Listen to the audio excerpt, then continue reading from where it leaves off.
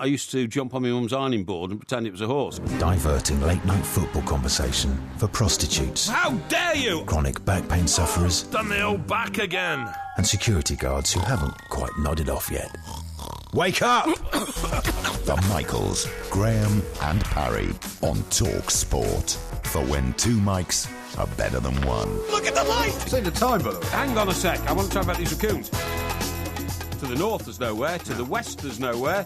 North, south, east, west, that's right. And to the east there's the North Sea. Yeah. So you couldn't get a football club in the North Sea. This is Talk Sport. We are the two mics. Time to say a very good morning to all of you, and of course to Mr. Mike Parry, who's looking a little bit down in the mouth this morning. Very good morning to you, Mr. Parry. Very good morning, Mike. I'm not looking down in the mouth. I don't know what you said that for. Well, you look a bit miserable. Why should I be miserable? Well, Everton lost again. Yeah, for a start. that was terrible. You're off the booze, which can't be much fun for anybody. Yeah, that's true. I don't know what you've got to look forward to. Well, to be honest. Yeah, unless they found you 12,000, of course, over in Panama. I don't know why you keep going on about that. Well, because it's the sort of thing that you'd be involved in. Well, I mean, I have absolutely no problem with people who want to. Of course you would. Channel their money into places which are low tax regimes. Because if we were a low tax regime, we'd be a much more prosperous country. Man of the people. As it is, a high tax regime, allegedly to try and solve the world's climatic problems, which is a lot of nonsense. Well, that's not the only reason, is it? No, it's a nonsense because only 0.1% of the emissions in this world come from Great Britain. Yeah. So we'll try and solve the world's problems. Country. We'll try and solve the world problems with massive, great taxes on energy, while China, who are polluting the world, don't have any taxes on energy. Not at all. No, they don't have any problem at all. And their steel's very cheap as well. And that's why Port Talbot has closed down. Yeah. Because the cost of energy to supply the Port Talbot plant and make steel makes it prohibitively expensive against Chinese steel. And if Mr. Cameron didn't realise that when he got into power, the idea was to reduce taxes, not to keep putting them up, then we would still have a steel industry down in Port Talbot. That's my political assessment. I told you were upset. Why have you sent a picture out of me wearing my yellow socks? What have you done that for? Because you look like a lemon. I get it, lemon, yellow. What colour are your socks? What colour am I? Yeah. Black. Black socks. Let's have a look. All my socks are black. You've got the old Velcro Nikes on. No, I haven't. Yeah, you have. No, they're laces. Oh, they are laces. Right. Oh. And they're black socks. Yeah. Very expensive pair of Nikes. Your calf muscles are massive. Yes, they are, yeah. Is that not just water retention? No. They're the biggest calf muscles you've ever seen. I'm going to take a picture of those. Okay. Because I don't think anyone will have ever seen anything like that. All right, well, let me just brace it like that. How's that? Okay. Yes, absolutely right. Here we go. That is unbelievable. Yep. Hang on, I've got to get the shoe in as well. Okay. Okay, let's see. I think, you got it? Yeah, I got it, yeah. Right. Yeah, done. Are you sure? Yeah. Can I now recline from my pose? The pose is a little unsavoury, but I don't know why you wanted to see my calf muscle. Making a mockery of I'm wearing light-coloured trousers, and so therefore I'm wearing light-coloured socks. Yeah, but I think what you've done is you've run out of clean socks, and I think you've just picked that pair out. That's actually right. I mean, I found them at the bottom of the drawer because I was down in Sussex, and you know what? I'm actually in a bit of a black sock kind of black hole at the moment because I keep finding one black sock but not the other one. So and you don't want to wear two different black socks, do you? I've got about. Well, funny you should say that. But what I did was it's almost bound to happen. No. Quite recently, I went to Marks and Spencer's and I bought 20 pairs of the same socks. Did you? So I hate balling socks up because they lose their elasticity around the neck. You see what I mean? Why do you put it around your neck? No, in the neck of the sock, you idiot, okay? Right, okay. And they lose their elasticity and then they start slipping down your ankle, and that really irritates me, having to pull your socks up all the time. The only time that happens is when I have my Wellington boots on and they slip down then. So what I did is... right all over your feet then. What I did is I bought 3 packs of 7 pairs of socks. That's 21 pairs of socks. 21 pairs? Yeah, all the same. And now I just throw them in the wash and in the linen basket. Yeah. And I thought your housekeeper did the washing. She does. I throw them in the linen basket. She does the washing. What else do you wash with them then? Because only dark things like dark chinos. You've got dark things, haven't you? Dark chinos. You haven't got anything light. Dark shirts and all that kind of stuff. Anyway, the point of the story is when they come out, then nice shirt you got on tonight. By the way. Yes, there's a nice shirt. Yeah. Where'd you get that? Wyoming. What? Wyoming. What's your problem? Well, it's like a cowboy shirt. It's not a cowboy shirt. It's a cowboy shirt. It's not. It's a spring shirt. Anyway, the point of my story is... It's not a spring shirt. It's dark. It's black. When she... just shut up for a minute. When she gets the socks out of the washing machine, she doesn't have to spend hours then pairing the socks together. They are all the same. I only wear the same socks every day. Right. See what I mean? Does she not put them in pairs then? No, she just bundles them all into the airing cupboard because it doesn't matter which two socks I pick up. They're all the same. You see what I mean? Well, see, the problem I've got is that a lot of my black socks are different kind of makes, different...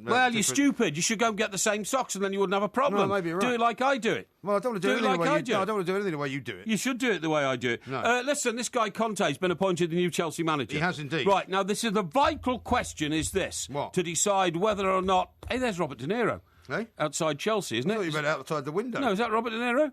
Robert De Niro? No. Sure it is. That's I'm sure not it is. Robert De Niro. Sure it is. No, they're just talking to a fan. Oh, is it? Oh, Robert De Niro. Robert De Niro. That guy looks like Denny Morris. No, but that's not him either. No, you know what I mean. Anyway, what I was going to say... Sorry, we were talking about one of our internal monitors here in the studio, folks. Now, what I was going to say is... Antonio Conte. Why do you think they've announced it now?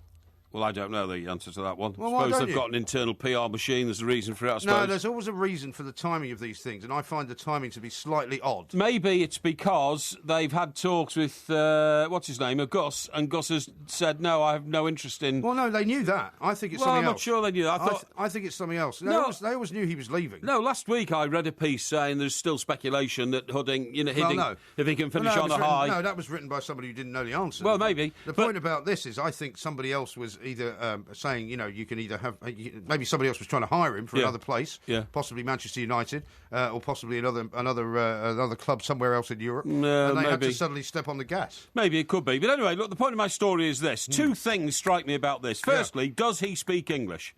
I believe he does not. You said that Claudio Ranieri's English wasn't good enough when he came to this country to be in charge of Leicester. You said it wouldn't work because he was not speaking English since he managed Chelsea 11 years ago. You said his command of English was not good enough for him to be a good manager in the Premier League. No, I never said that. Look how wrong you were about that. No, I never said that about Ranieri, honestly. But this guy, I don't think this guy speaks English. If he does, I've not heard him. I've not heard him speak English. If he doesn't, why would you? He's the head of the Italian Football Association. Yeah. Well, this is another point I'm going to come on to. If he doesn't speak English, I think it's a terrible mistake because big Phil Scolari, who'd managed to win the World Cup with Brazil, came to this country, spoke only Portuguese, and of course the whole thing went completely... And now he's in China, belly making up. a fortune. He's in China, is he? Yeah. OK, but I mean, it simply doesn't work. Fabio Capello was never going to be a success as an England manager because he couldn't speak English and never made any attempt to speak English. And I think maybe as an England manager it's more important. But I mean, from Chelsea's point of view, there's plenty of people at Chelsea that don't speak very good English either. Well, that's true, but you've got to have a universal language with your squad, and the universal language has to be English. And the other point I was going to make it Portuguese. The other point I was going to make is that what is the other point? Was it Santini, the guy at Spurs who didn't speak English? Santini. Was it Santini? Wasn't he in The Godfather? I'm sure it was a guy called Santini. Santino. David Will. Santino. What? Who is? He was in The Godfather. Is he? OK, I think Santini was... That was the older brother who got killed. Some guy... At the turnstile, remember? Yes, I do. Santino. In a Bonnie and Clyde type ambush. That's right, yeah. But if he doesn't speak English, it's not going to work, honestly. It's as simple as that. Is that your view? It's not my view. It's a well-known fact. Really? If you don't speak English and you come to England to do a football manager's job, you cannot succeed. Yeah, but since you don't know how good this guy's English is, I said, pointless... does he? I'm asking the question. I'm not being judgmental. I think he does. I'm sure that I've read somewhere that he does speak English. Talking about English, Ronald Koeman speaks very good English. He does. Well, the Dutch do, don't they? He's the manager of Southampton. Well, they are semi-English, really, aren't they, if you see what I mean? I don't think they would say that. Well, I mean, they'll speak very good English and speak English accents, At one point, we were joined, weren't we? Yes, we were, yeah. Before the great, the Ice Age. Ice Age and the split and everything else. Yeah. It was the Dutch who set fire to London in 1661. So you claim. Yeah, the fire of London. That was perpetuated. 1661? Yeah, 1661. That was perpetuated by it was a bit later than that. Dutch secret agents who came in and set fire to London because it was... It's all rubbish. London was the main trading post in competition with Amsterdam, where the little mice danced on the stairs, and the London's financial centers more powerful than Amsterdam, so the Dutch agents... No, the Great Fire of London was in 1666, though. 1666, you said 1661. No, I don't like saying 1666 because it's the letters of the numbers of the devil. So I always say 1661. What's your problem? What a ridiculous... Well, no, 666 is the numbers of the devil. Some say it's the number of the beast. Yeah, that's what I'm saying. So that's only because you saw it in The Omen. Yeah, I know, but I don't like it. So I always say 1661, OK? Well, why not 1665? It's a bit closer. Well, you know what I mean. But anyway, look, this is all very interesting. We've got an awful lot of subjects we want to cover tonight. How about this from Abdul, though? I like this. Yes, he does speak English. He's talking about Conte. He says, Roberto Martinez speaks perfect English as well. And he's relegated one club, and he's finishing Everton off. You can't really argue with that. I'm not going to respond to that. Well, you're going to have to talk about Everton at some point. This is Talk Sport. The Two Mics, simulcast across the UK on Talk Sport and Talk Radio.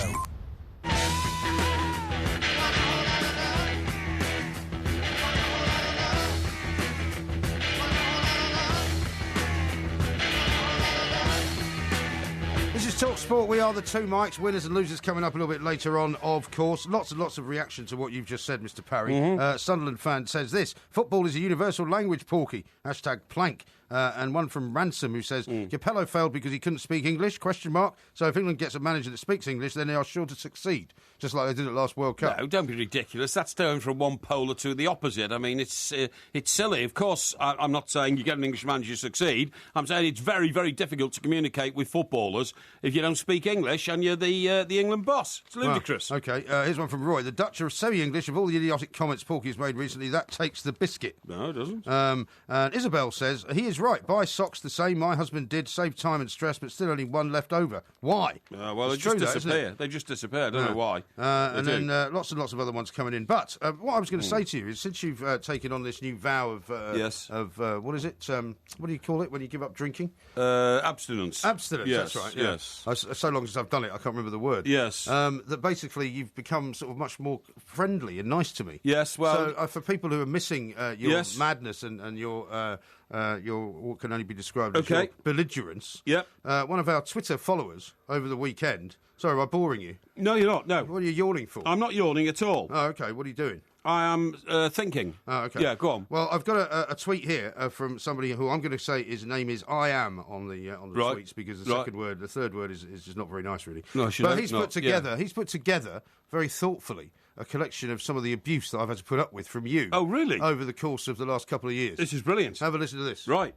Look at the light! Mr. Mike, a Porky, a Parry. Very good morning to you, Mr. Parry. Idiot. You're a plank. Why don't you zip, you gob, pompous fat fool, complete Burke? But you're a thickhead, Japanese tits, grunting around in my garden. What's your problem? Anus? Pyongyang? Hey, would you please stop this? You idiot. But you idiot. Complete dope. Great tits. Oh, don't be so schoolboyish. Well, it's the way you say it. No, you idiot. What? You've got a fat, ugly face. What's your problem, idiot? I'm telling you, son. What's your problem? What's your problem? No, you idiot. Big and puffy around the face. You idiot. What is your problem? Don't be ridiculous. See what I have to put up with? What do you mean? It's just constant. It's a constant. Who's this chap again? His name is I. Well, it's not Will I Am, but it's like that. It's just I Am without the will. Okay. Well, all he's done is take a few comments from a few months of broadcaster. We do 4 shows a week. It's still going, by the way. I don't know what your problem is, honestly. You're half-baked.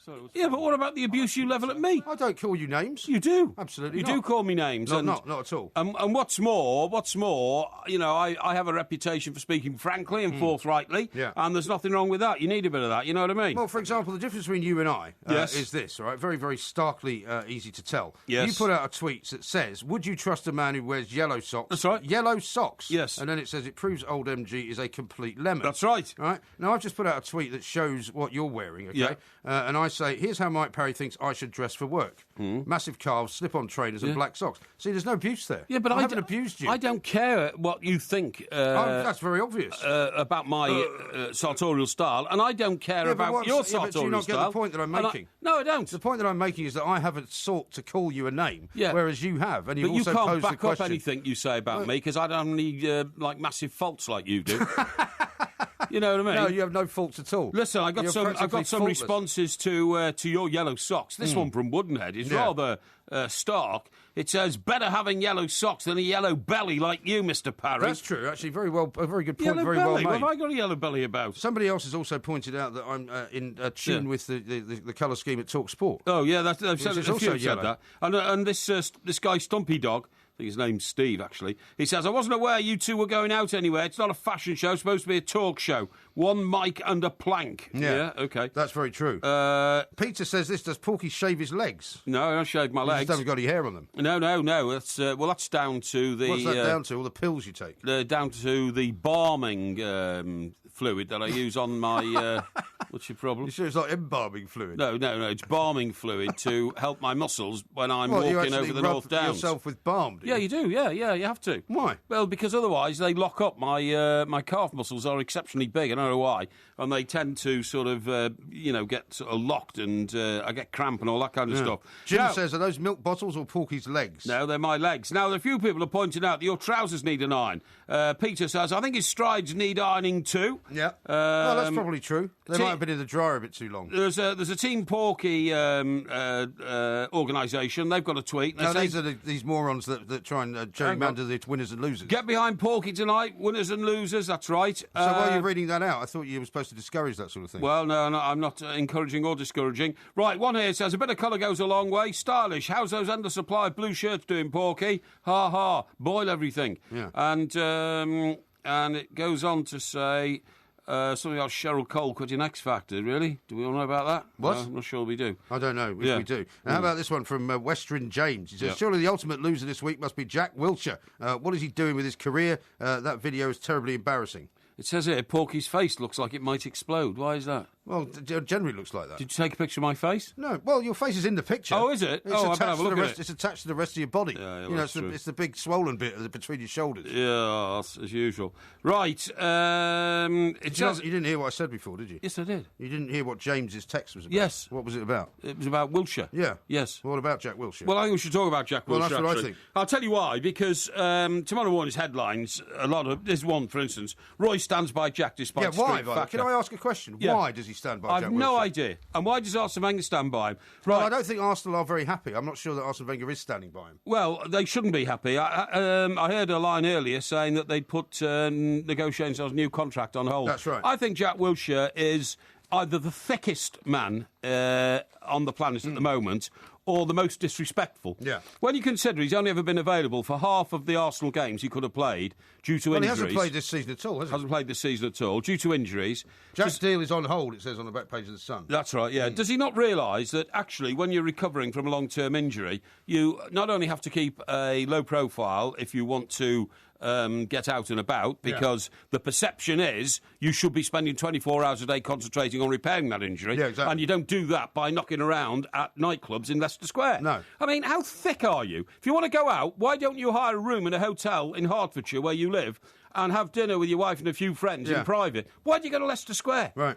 Why do you go to Leicester Square? And when you go to Leicester Square and you go into a club, how come is it then that reports emanate from that club that you were asked to leave the club with a group of friends because you had been abusive to the staff at the club? I know. How then do you get outside and manage to be on the periphery of some sort of fracas to which the police are called to break up? I know. And all the time you're a recovering England footballer who's got an injury. Yeah. It is utterly nonsensical. Who's supposedly trying to persuade Roy Hodgson that he should be able to be considered for a role in the Euros, even though he hasn't played football all year. Yeah. And still Roy Hodgson thinks, oh, don't worry, everything's fine. Yeah. Everything isn't fine. But how disrespectful and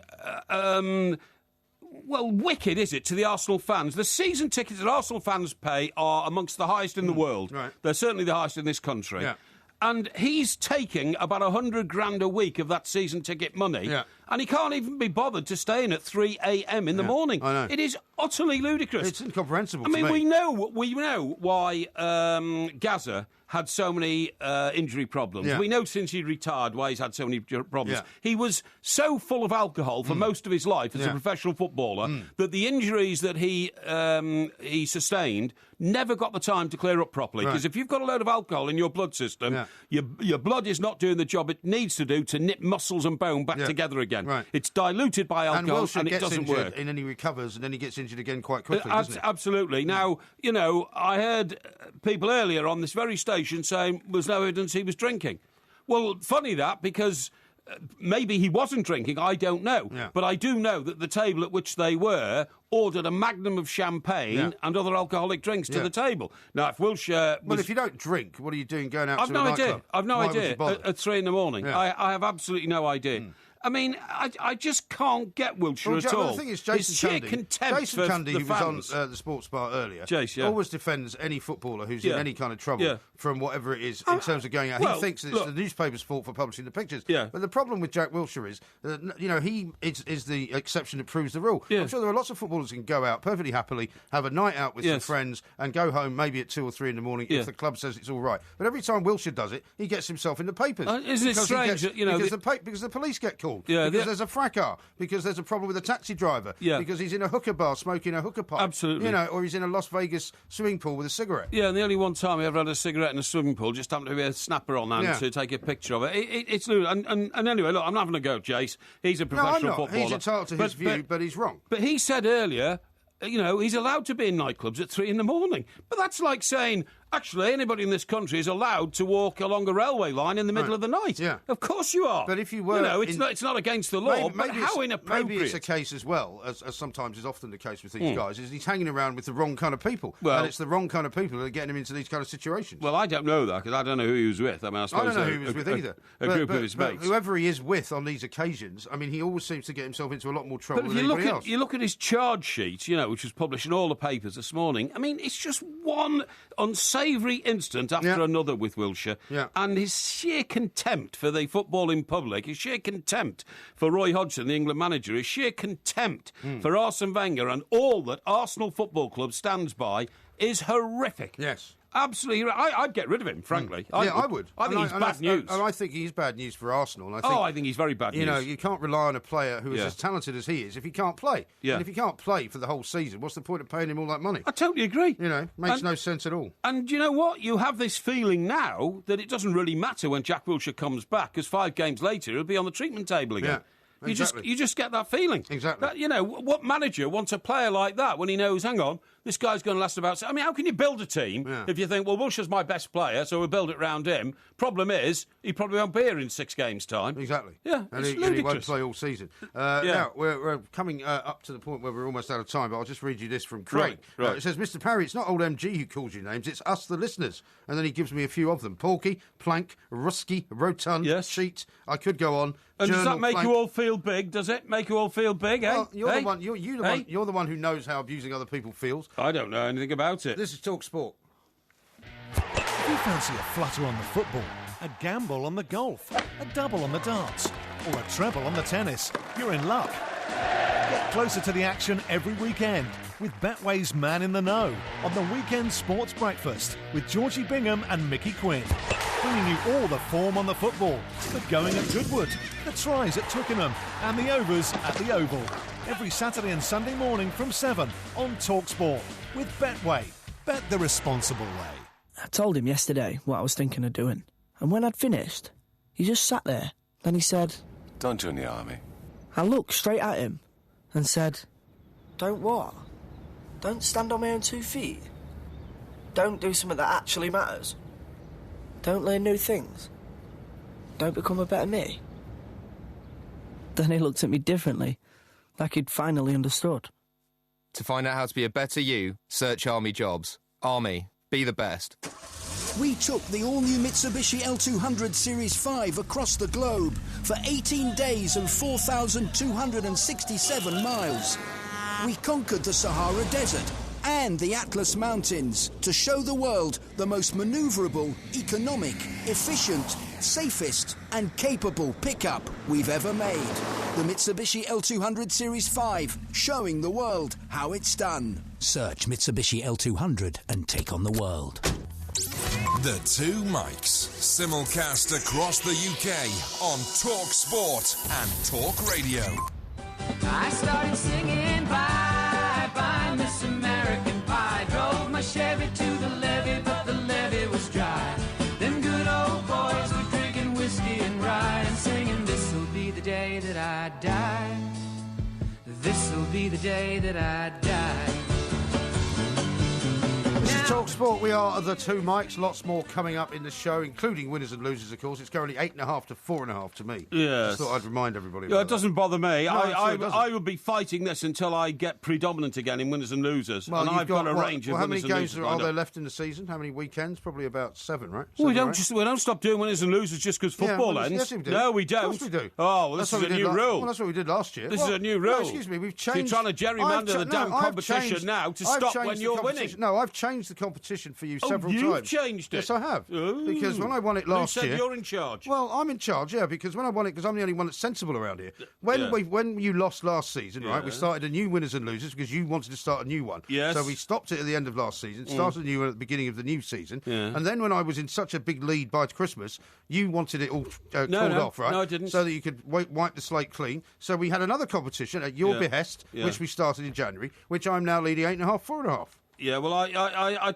can't get the figures. 8 and 4's 12, and there's more than 12 weeks of the season gone. So, you know, all you do is started keep in January. It. I think what we should started in January. I think what we should do in Port Talbot is start producing specialist steel. Not just ordinary steel, you know, that build buildings, but specialist... What sort of steel? Refined specialist sort of steel, which builds special sort of things. Like what? Well, like... Special what? You know, you need special steel for certain... Well, like what? Stress steel for... You mean extra strengthened steel? Extra strengthened steel and all that kind of stuff. Because they Well, I think there is an issue about the type of steel that they make. No, the only steel the Chinese make is like, you know, you run-of-the-mill steel, which builds buildings and all that kind of stuff, you know what I mean? Yeah. But we could produce steel that builds like ships, hulls and all that kind of stuff, you know what I mean? Well, I think the Chinese build that as well. Yeah, I think they do, actually. But we'll find some specialist way. Now, the reason we just played Bye Bye American Pie, Don why McLean, did we play that? Because I have been sent a book. It's called Never a Dull Moment. Rock's golden year was 1971. Yeah. Right? That's the greatest year for rock music ever. I mean, you know, I don't know how they came to that conclusion, but it says that it was... Well, presumably they'll explain it if you actually bother to read the Well, I've thing. read the book, Well, right? what's the reasoning then? Well, I'm going to give you some. It was the start of Glastonbury, right, which Yeah. has since become a legend, okay? Yes, okay. And during that year... The following albums were released: Hunky Dory and Ziggy Stardust by David Bowie, Yeah. The Rolling Stones' Sticky Fingers, Yeah. Marvin Gaye, What's Going On, Yeah. which included I Heard It on the Grapevine. Yeah. Carole King released Tapestry, Yeah, that's a good an album. album which resonates so vibrantly that 45 years later, her performing it in London this summer is a major event. Did you know that? Well, the Carole King show. She's going to perform the whole of Tapestry from start to finish. Well, because at the moment there's a play called Tapestry, right? Oh, is Carole there? King's Tapestry, which is not starring her, right? But it's a play all about the making of the album, is it? And all about also her collaborations with different people, right? And how she wrote loads and loads of songs for other people as well. She did. Yeah. Name one. I can't off the top of my head. Bayer Sager.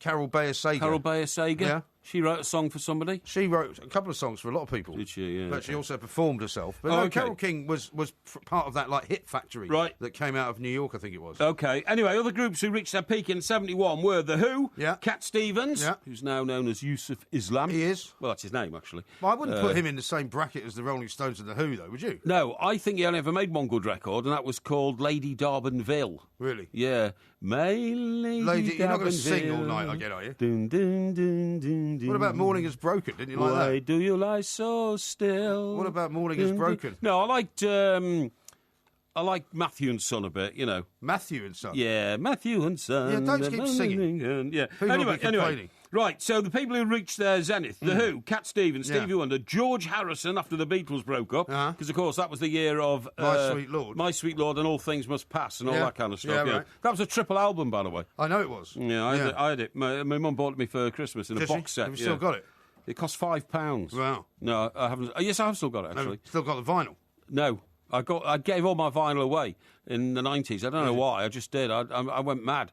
I went completely mad. It doesn't surprise me. Why did you go mad in the 90s? Oh, I don't know. I mean, you've gone mad in every single decade of your life, Well, that's absolutely true, actually. Who else? Mark Bolan. Now, I didn't think Mark Bolan was his peak in 71. Mark Bolan was T-Rex, and I thought all their bubblegum type stuff, like Jeepster and Telegram Sam. Yeah. And, what do you mean by bubblegum stuff? Well, that's what it was, isn't it? Sort of bubblegum music. It was pretty innovative stuff, actually. Well, no, his innovative stuff was Ride a White Swan and all that. Yeah, but that you were still called Tyrannosaurus Rex then. Anyway, So this great book, right? Oh, by the way, I think Maggie May was 1971 as well. That's quite a significant record, isn't it? Yes. And Elvis Presley played Las Vegas with a show described by one critic as middle-aged kind of fun, because he was getting fat. Yeah. Yeah, that's the problem. So, I mean, what is the point of this whole book, then? Well, the point is, what they're saying is, 1971 shaped what we listen to even to this day. I'm not sure that that's it was true. the greatest year, you know? I'm not sure that's true. It's always a good excuse to play shall we just play music from 1971 tonight? No, not at all. Why not? Now, listen... I've still got some more tweets to read out. Oh, yeah, OK, let's get a few more read out. Yeah, come on, then. Pete says, trying to be clever, are you saying he's a socks offender? Hashtag bit harsh. Socks offender. It's not bad, that, is it? I like that. Chris, having seen your picture, says it's not a good look. What? He says it's not a good look. Why? What's wrong with the look? Well, you tell me. I mean, you can ask me any number of things that are wrong with it. I haven't actually Huey seen says, the what's up picture with yet? Porky's face? Bright red and a milky white body. As for the traders, what's wrong with shoes for a man of his age? No, hang on a minute. Here we are. I've got it. I see. Father Christmas has really let himself go. James says, Porky's modelling career for Marks and Spencer's is going well. Maxwell says, I've seen better legs on an oil rig. Really? Well, oil rig legs are very solid, let me tell you. Ab says, looks like he's just come back from a family vacation. Glenn says, the last time I saw legs like that, they were hanging out of a nest. Yes. You're right about my calf muscle. It's exceptionally sort of They look very, broad. they look very bloated, actually. Well, not bloated. It's solid muscle, believe me. Yeah. Believe me. Solid muscle. Solid muscle, yeah. Uh-huh. OK. Now then, I'll tell you what I want to talk to you about. What? I want to talk to you about a situation involving... By the way, Lincoln says Marvin Gaye's album What's Going On did not include Heard It Through the Grapevine. Oh, did it not? No. OK, well, that must have come earlier. Probably included What's Going On, which was a very much longer and more thoughtful song. Right, now I have an animal alert, OK? Yeah. I have an animal alert, but... Animal alert? Saw a couple of rabbits in the garden today, actually. Did you? They're back. In your garden? Yeah. OK. Now then, I've got good news and bad news. Have you? Now, the good news is... Can we have the bad news first? No. I always like bad news first. OK, I'll give the bad news first. Go on. The bad news is that we are losing bees at an alarming rate.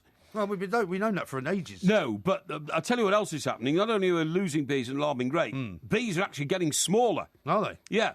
And I saw a giant bee today. Oh, well, this is due to intensive farming methods, OK? No, rubbish. No, it is. No, rubbish. I saw a massive bee today. Wasn't at all small. Well, that could have been a queen bee. Now, the common ground nesting bees are carrying just over half of their usual pollen quota because of their reduced size. This is a major world crisis, because if bees stop pollinating, we all starve to death. Yeah, but you know you've been that, going on don't about this ever since I've known you. Well, I'm still going on about it. In fact, not ever since I've known you, but ever since about 2010. And we haven't started starving to death yet. The ground nesting bees are thought to be the most important pollinators of many fruits, including strawberries. Well, is this an allegation? Hey? Is that an allegation? No, they are. Well, you just said they're thought to be. No, they are. I'll say they are. Thought to be or not to be? A bee is a bee. Now, they are the most important pollinators of strawberries. And Heather Connolly, who is a researcher at Cornell University in the US of A, said we tend to have smaller bees... The US of what? Of America. The US... US of A. Of A. Yeah. So like Borat. US of A. We tend to have smaller bees in landscapes with lots of agriculture around. Maybe we should get her on. Research has shown that the bees are getting smaller. We should. We should talk to her. Yeah. Now, that is the bad news, but I've got some really good news. OK, good news what? In 20 years' time, there will be 3 times as many tigers on the planet as there are now. No, so there'll be 3 then. We are saving tigers. Yeah, well, there'll be 3 of them. Highly endangered species. You're not hearing me, are you? Yes, I did. Yes, and I'm ignoring your stupid comments. We've got hardly any tigers. Well, this is why this is good news, isn't it? Well, it is good news. Right. Scientists say the global population could almost treble in the next 20 years if habitats are restored. Be honest, if I had to have a choice, right, between bees disappearing and more tigers, I think I'd rather get stung by a bee than be mauled by a tiger. Mauled by a tiger. Yeah, but you don't get mauled by tigers in this country. Well, you might if they don't stop growing. No, they're proliferating in places like India. Are they? So unless you want to go to India to get eaten by a tiger. Well, I don't want to go there to be eaten by a tiger. It says over the past century, tiger numbers have been decimated by logging, agriculture, and deforestation. What you mean they've been reduced by 10? No, you idiot. That's I'm ringing you in the face. Just stop making stupid comments. Well, that's what it means. Stop making stupid means comments. Reduced by 10, factor of 10. Right. What it says here is there are today only 3,200 wild tigers living in Asia. Wow. Right? 97% fewer than 100 years ago. OK. So 100 years ago, there were about 6,000. Where have the rest of them gone then? Well, they've perished because of deforestation. Me hearties. However, a satellite image study at the University of Minnesota. They do a lot of work on animals, these American universities, you know. They do, yeah. Found that enough wild habitat remains to allow a doubling of tiger numbers by 2022. Super. And the next 2 decades, the global population could approach a trebling if essential work is done to restore the deforested landscapes. Shouting? Because I'm trying to make my point. Okay. Now, remember that scene in Apocalypse Now? No. Where they get off the boat and they go into the jungle. Oh, yeah. And then suddenly they come rushing back onto the boat because there's a tiger chasing them. No. Yeah. Is that right? Yeah, absolutely. Okay. Anyway, look, the other good news is, and I have information on this somewhere. More good news. Yeah, more good news. I'm sure we've got time. We're getting more tigers. Sorry, no, I've said that. Yeah, sorry. We're getting more elephants. We're getting more elephants, okay? Well, not if there's more tigers around you. No, we are. They'll start killing the elephants. No, they don't. Tigers don't kill elephants. It's called nature's pruning fork. No, it's not, honestly. It is. And I've got some information on this. All right, well, hold on to that one for us. And we'll come back to it. We are getting more elephants, which is good news. Indian or African? What? Indian or African? There's a difference, you know. In Africa. So African elephants. In Africa, Or there are more Indian elephants in Africa. No, you idiot. There's African elephants in Africa. Honestly, you're a half-bake. Honestly. Thank you. It's very much. difficult to, present my my theories and my research papers sensibly when you're just sitting there sniping. I'm terribly because sorry. you haven't got a single. I'm just trying to make sense of it all. Fact in your head. I've got a lot of facts. Coming up next, we're going to talk to Dan Thomas. There's a fact for you. And he's going to talk about Everton's woeful record. There's another fact for you. Only 6 wins since last October. There's another fact. Any more facts? You are tiresome.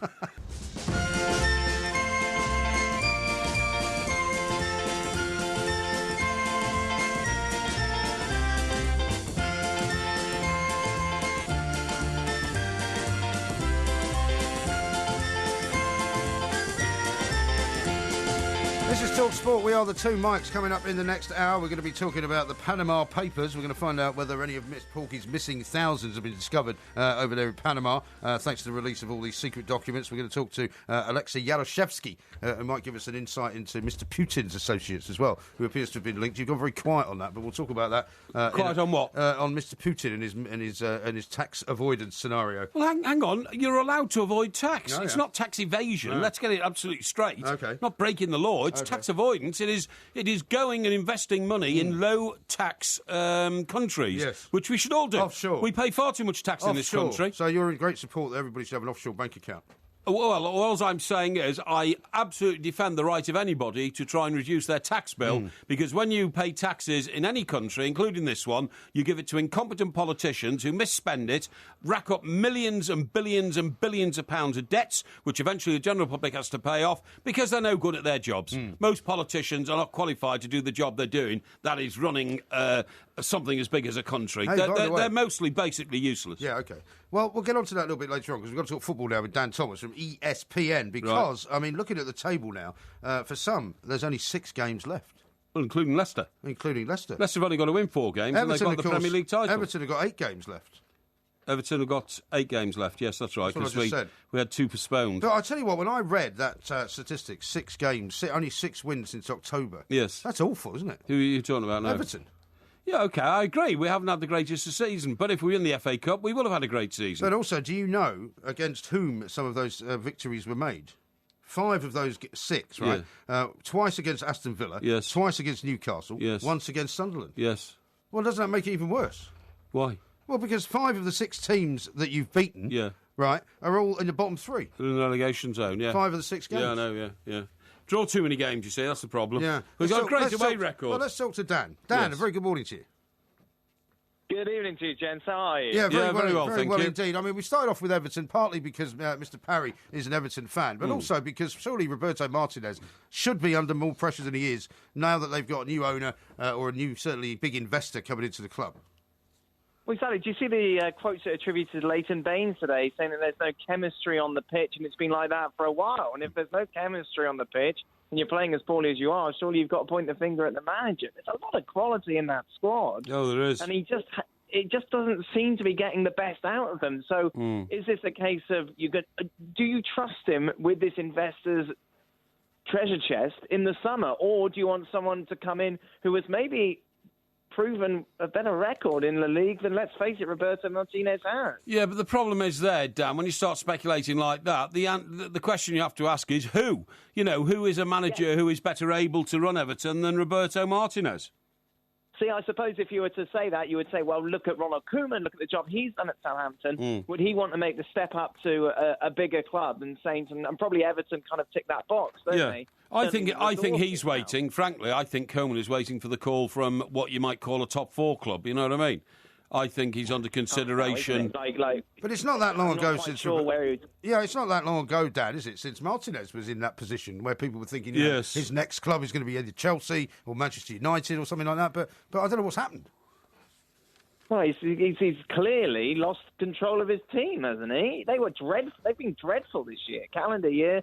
Like you said, the teams they've beaten are the teams in the relegation zone. Yeah. What's the feeling amongst the fans? Are they starting to turn? Yeah, no. The thing is, Dan, what we've got in our back pocket is progress in the FA Cup.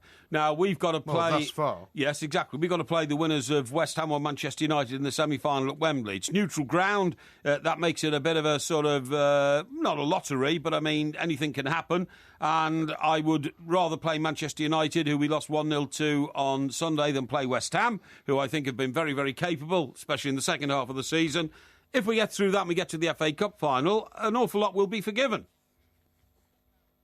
Even though you've got a mediocre league season and then you're trusting him next season with a lot of money to spend? Well, I think there will be a conversation over the summer. I agree with you. I think there will. There's a new owner in. He will have his own views. He will soon become the 51% majority owner of Everton, perhaps more than 51%. At the moment, I think he's a minority owner. And I think, there will be a conversation. At the moment, as the board still have faith in Roberto Martinez, and as a fan I have to as well. Otherwise, you've got anarchy. Can I ask? I asked this to Steve Nicol and Craig Burley a couple of days ago, and I was shot down. I'm going to ask you the same question because you'd have seen him play a lot. If John Stones wasn't English, would we even know who he was? Well, I think you would, because I think he's a very elegant player, and I think that makes him... He was very elegant at the weekend, was he? Yeah, I think he was, and that makes him distinctively different to most sort of centre-halves. He was one of those responsible for the goal going in, because he was stuck in no man's land. No, I don't think he was. He was? No, I don't think he was. What do you think, Dan? See, I've seen him this season. I haven't seen Everton play every game, admittedly. But when I've seen him, he doesn't stand out as a £50 million player, to be honest. He seems to be someone who just got all this hype surrounding him because Chelsea wanted him. And people have said, look, he's the next England centre-back. When really, in reality, we haven't seen him put in those sort of performances. Well, we did until all the hype started, and then I think the pressure must have got to him, and he started thinking, hang on. Why do you always want to talk about Everton? Why can't we talk about some of the other clubs? Well, I didn't want to talk about Everton, but you introduced it, Mike. I did not. Yes, you did. No, you said they only won 6 games since last October. Well, you did introduce it. That's true. So you introduced it. No, I didn't introduce it. Yes, you did, you There's idiot. There's lots of other clubs we can be talking about. And I think we should move on. Yeah, Dan, you're never going to get anywhere with Porky because he thinks that Martinez is great. Until, of course, he gets fired, and then you won't think he's great. And that's bound to happen sooner or later. Let's talk instead about Chelsea because we've got a new manager. Why do you think they've announced the new manager now when they could have announced it maybe a month ago or maybe a month from now? Yeah, it's kind of a strange one. It is weird, isn't it? Conte, I don't think it's ideal for Conte either because obviously whatever happens in the Euros now, unless Italy win it, it'll be, you took your eye off the ball, didn't you? You're already looking ahead to the Chelsea job. I was chatting to Gab Marcotti, and he obviously knows him very well, and just talking about this is a taskmaster, very much regimented in everything he does. Everything has got a reason. You had Buffon talking about him and saying that he didn't let anything slide. And I think that's great in theory. But, boys, now Premier League players are different. To the generation that even were a couple of years ago, they seem to be softer. How much do they like this sort of taskmaster, this sergeant major coming in and telling them exactly what to do? Thing is, Dan, one specific question, please. You said you spoke to Gab Marcotti about him. Do you know whether this guy Conte speaks English? He's been learning for a year. So he doesn't speak English, then? Well, that's true. But then how many of that dressing room speak English, to be fair? Yeah, that's a good point. Hang on. There's got to be a universal language when you get to England, and it's called English. That's the only way you can communicate with your staff, your dressing room, the fans. Football, not the universal language. No. You can't. If you're on the touchline and you don't speak and think in English, you can't instantly, in a split second, snap out an instruction to one of your players who's within earshot of you. What if he doesn't speak English? Sorry? What if he doesn't speak They all speak English. They all speak English. Completely put to bed. by Ranieri. Ranieri still can't speak English. You see this press conference. There's not a clue what's going on half the time. He's leading Leicester to the league. Oh, utter rubbish. He was managing Chelsea 12 years ago, and he spoke pretty good English then. You know exactly what I'm talking about. How many times do you ever see a player now pulled up in front of a Sky TV microphone and camera who can't speak English?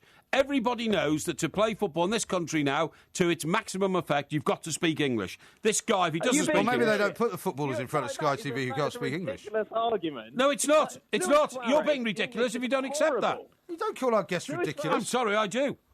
Shocking. Well, there's more bad news for Everton, though, because on the back page of the Star, it says that Conte wants to get Lukaku back at the Bridge. Yeah, well, he can, dream on. Sorry, Dan. Of course I can say if you can't speak English, you can't get on in the game. Why do you think I think if you gave Luis Suarez an English test, he would fail every single chapter of it. He's not a manager. He's not less of a player. He's not a manager. He's not a manager, and therefore he doesn't have to dish out the instructions to the rest of the team. Yeah, but he has to take them, though. If he was taking them in English, presumably he would be confused. No, not at all. He understood perfectly well what was going on at Liverpool because he was able to communicate in the basic English that a footballer needs. But a manager needs thinking English. All right. He needs to understand the Latin derivative of the words in the English language. What, Latin? Yes. So he needs to speak Latin now? No, I didn't say that. To fully converse with his players. Dan, let me ask you one more question, because Porky's monopolised all the time, as usual, about talking about Everton, right? Here's the thing. Only 6 games to go. Are Leicester going to win the title? Yes. Now, you see, I'm very happy to hear you say that. Hardly anyone would do what you just did, which is to be unequivocal and just say absolutely yes.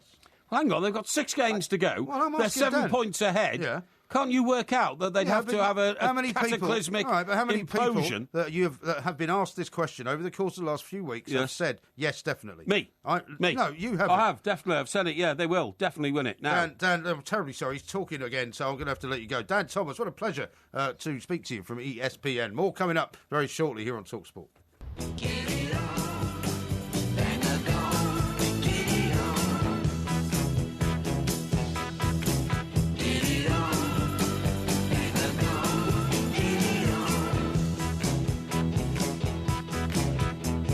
TalkSport, we are the two mics. Russ in Birkenhead says you've forgotten to mention Led Zeppelin's 4th album, the one with Stairway to Heaven on it, also released in 1971. That was like known as the Four Symbols. Steve says, feed the tigers Porky's legs. That should help the population explode. #FatLegs. Yes, thank you. We don't need to know anything Here's about one from Ian who says they should name a bee after Porky. It could be called the Bee Quiet. The Be Quiet. Quite good, like that. It? Yeah, quite like that. Now, don't mind a joke or two. William says, why don't you do winners and losers at your live shows? The people there are real fans and you can gauge once and for all who's on top. Yeah, well, that's a good idea. I don't know why we have to gauge who's on top. That's a good idea. I won the competition last season. I won the competition coming up to Christmas. Yeah. I'm 4 points clear in the current competition. Yeah. I mean, I don't know what you're asking a judge, really. Well, there is a gerrymandering process that goes on. I haven't quite cracked it yet, but I will. Listen, are you terribly moved by a headline on the front of a newspaper which says, Cheryl, I quit X Factor? No, not at all. Cheryl has sensationally quit the X Factor, the weekend reveal. Pal said the singer 32 wants to focus... Why are you reading like a Dalek? Wants to focus on her pop career. Oh, great. And actually, that does move me, because the shock and horror of listening to any more music by her is actually so embarrassingly awful. Isn't this? I really can't face it. I hate to be terribly unkind, but isn't this a woman who, like, most of the time when she goes, live or something, is actually miming and all this kind of stuff? I mean, the trouble with people like Cheryl... some of the time. And I can't remember what her name is now, because she split up from that guy she was married to with a double-barrel Well, she's now going out with somebody called Liam Payne, who is a 22-year-old member of One Direction. Oh, really? Yeah. Oh, right. And she's 32, so he's a toy boy. But he's probably better off than her, though, isn't he? I always fancied being a toy boy. Yeah, I know. I think you've missed your opportunity unless you fancy going out with some octogenarian. Yeah, you what? That's a bit harsh. You never know. There is a woman actually coming to Manchester with her 80-year-old, and I think it's Cardiff with her 80-year-old mother. Is she? Yeah, it could be your last chance in life to be a toy boy. Oh, don't even mention it. I'll try not to. One friend said it was a difficult decision for Cheryl. The X Factor changed her life. Well, it's not going to change it the other way now. The problem with people like Cheryl, if you don't mind me saying so, is that her entire life is governed by PR, isn't it? Yeah, I mean, everything that happens to her is all over the papers, and there's a reason for that, because she wants it out there. Yes. Because that's how she manages to keep herself in the public eye. No, it's absolutely true. I've got nothing against the woman, but I have no interest really in what happens to her life, in what happens to her television career, or indeed listening to any more of her horrible music. Yes, absolutely. Does that sum it up all right for you? Absolutely. Now, a couple more tweets here. Danny says this, worth a sleep sleepy eyes on a school night. The abuse from Mike Parry on that soundbite was brilliant. Yes. And then he says Mike Graham has got good socks. Yeah, good socks. Yeah, I think I've better socks. Gavin says Martinez has to be the biggest loser this week. 6 wins since October, simply not good enough. Well, there's bigger losers, aren't there? Like, for instance, Villa and their manager. And in fact, he's not in my list of losers tonight. Well, you don't want to start giving it away, do you? Martinez, what has he had? 2 defeats and a draw. 6 wins since October. No, I'm talking about Martinez now. Roberto Martinez. No, I'm sorry. I meant Newcastle's manager. Rafa. I meant Rafa. Yeah. He hasn't had much luck, has he, at Newcastle? Well, it's probably 2 wins and a draw. 2 draws and a loss. What's going to happen to the North East of England if they both go down? Well, it will still be there, don't worry. The Barclays Premier League on Talk Sport. 100% football all weekend, every weekend. Oh, my word, he's put it beyond the goalkeeper. Saturday afternoon from 5, Manchester City versus West Brom. Craig Gardner has scored! Sunday from 1, Sunderland versus Leicester. Robert Huth! Oh, Robert Huth for Leicester! Plus, around the grounds with live reports from every game throughout the season. Official partner of the Barclays Premier League. Talk Sport.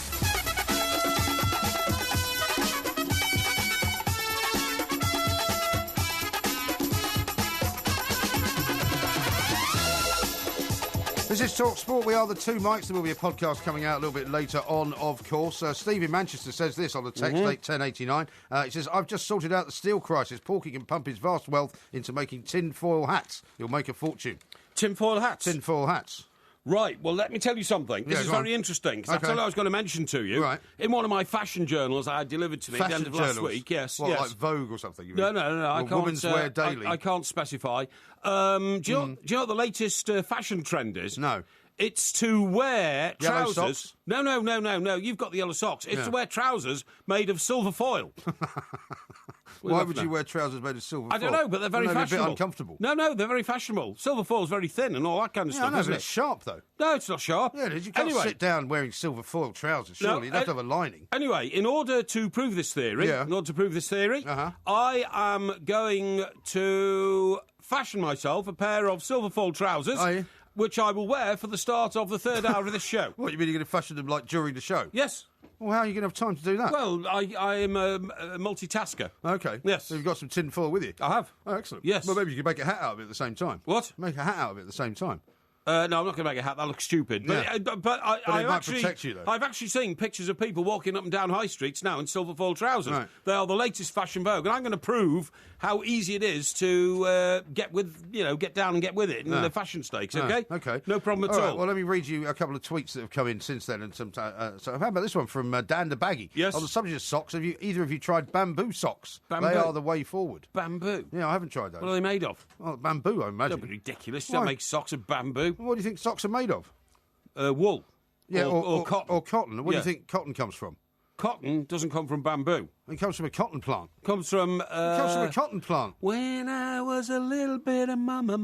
No, when I was a little bitty baby. It comes from a cotton plant. My mama come and rock me in the cradle in them old cotton fields back home. Why are you singing? Who sang that? I don't know. Of course you do. Care. When I was a little bitty baby, my mama used to rock me in the cradle. That's already too much singing. In those cotton fields, it was the Beach Boys. The Beach Boys? The old cotton fields back home. It's not a song I know. Yes, they come from cotton fields. How about this one from Dave, the Spurs fan? Sorry, Porky, but Pochettino didn't speak English when he tipped up at Southampton. Now he's the best manager in the Premier League. And by the way, there's no such thing as the 666 devil, just an antichrist figure created by Christianity. Yeah, well, I'm not sure about that. That's you've got that wrong. I hate to correct a listener who is well-intended, but he did speak English at Southampton. No, not particularly well, though. That's why he liked to do his interviews in his native tongue. He said, I will always do the interviews in Spanish so I don't get misinterpreted. Yeah. However, when he got to Spurs, Mr. what's his name, the chairman, Mr. Levy, said quite rightly, look, I'm sorry, you're going to have to speak English, you come work here. He then immediately reverted to English. Yeah, but and his English is very good. His English is very good, but you wouldn't say that when he first arrived his English was very good. Well, he didn't speak much of it, so we couldn't tell. But, I mean, he could, in fact, speak it, and there wasn't a problem. Now, I've been asked to wish a happy birthday to one of our listeners as well. This came in a little bit earlier from Adam, Adam Hemingway. Can you please wish me a happy 26th birthday on your show tonight? Definitely.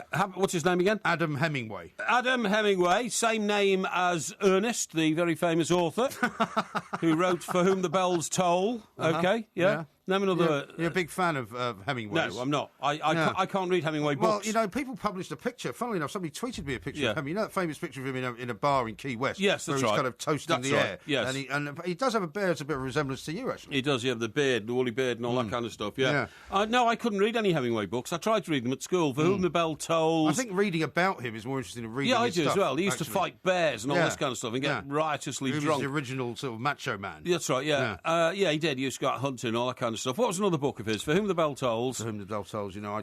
Ernest Hemingway. Was it? No, not so have not. I can't remember. River, there's one with a river in the title. Yeah. Anyway, listen, let's move on because I have some more incredible news. I've got a much more interesting story for you, actually, go on, than that about him. It's about this was then tweeted to me by somebody through the course of the weekend. Oh, yes. And it's about baby names that are going out of fashion. Oh, yes. Right, I don't know if you spotted this one. No. One of them happens to be Michael.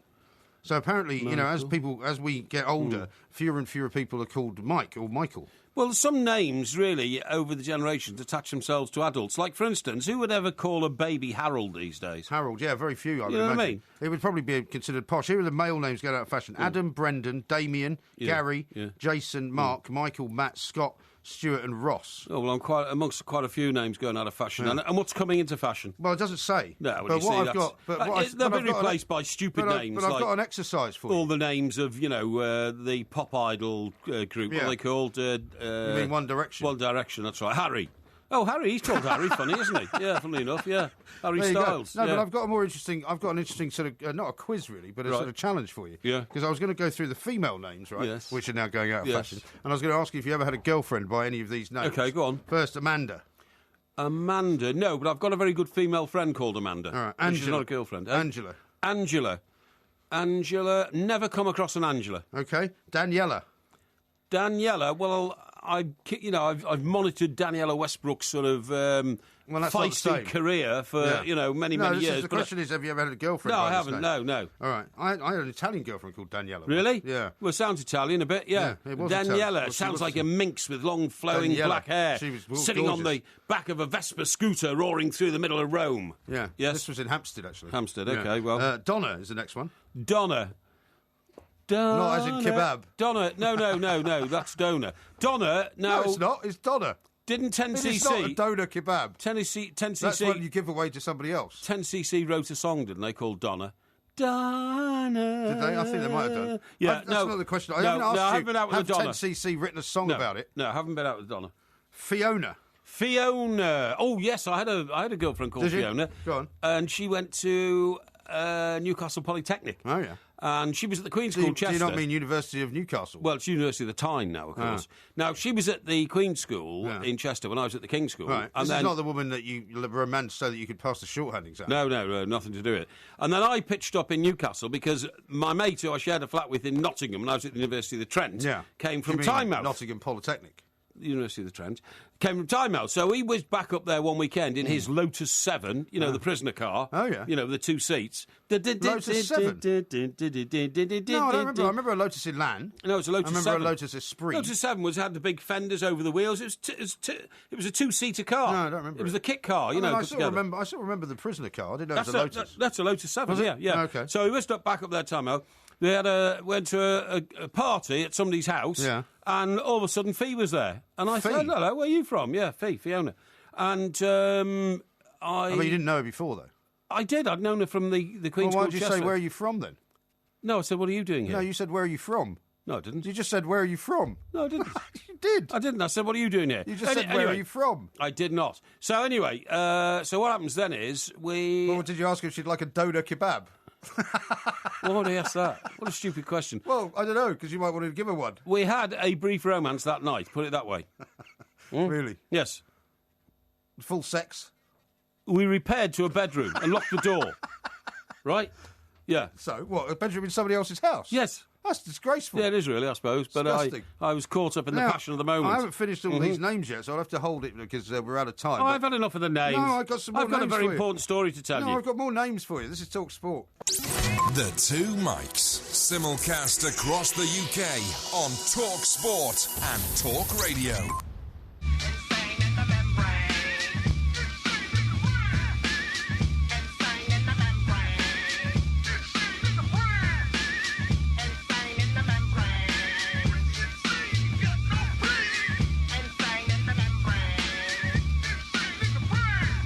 This is Talk Sport. We are the Two Mikes. Coming up a little bit later on this hour, Alexei Yaroshevsky is going to be joining us. Yes. Tell us what he knows about Mr. Putin and his associates and Yes. some rather dodgy dealing over in Panama. Yes. Which includes, by the way, Lionel Messi now, apparently. Doesn't it include David Cameron's father? It does indeed, yeah. Yeah. It includes a whole load of people. Right. But, we'll get to that in a little while. Okay. Now, we've done for you. The next one is Jennifer. Jennifer. Yeah. Jennifer. Juniper. On the subject. Oh, I love you so. On the subject of you singing, Phil in Durham says, if Cheryl, whatever her name is this week, is to concentrate on her pop career, can you tell us if it will involve singing lessons? If so, please can she take the Porkmeister with her? Oh, that's a bit harsh. So did you not have a girlfriend called Jennifer? Jennifer, I have no recollection of a Jennifer. How about Jessica? Jessica, no. How about Joanne? Joanne, I've got a very good female friend called Joanne, but I have never had a girlfriend called Joanne. Okay, Melanie. Melanie? Yeah. I had a bit of a fling with a Melanie. Did you? Yeah. So that's two so far. How about Michelle? Michelle, my belle. Well, actually, no, but Alan Brazil's elder daughter is called Michelle, and she's we all know people with these very names. Beautiful girl. That's not the question. Yes. And then finally, Sarah. Sarah. Please don't sing a song about Sarah. Well, the greatest ever song about Sarah was Fleetwood Mac, wasn't it? Well, there's I that. said Sarah. Well, there's that, but there's also Bob Dylan's Sarah as well. There's a passion in my heart. That's too many songs already. Anyway, okay, So Sarah. 1, 2, 3, Let me 4, think. 5, 6, 7, 8, Sarah. 9. That's 11 names, and you've had a girlfriend with two of them. Sarah. I could tell you the names of all my other girlfriends if you want. Yeah, okay then. You know about Trudy. Trudy, yeah. Right, now, since then, let me see. There's been we've had Trudy, we've got Fiona. Right, Carol. Did you ever see Fiona again? No, I never did. So never, one night stand? It was, yeah.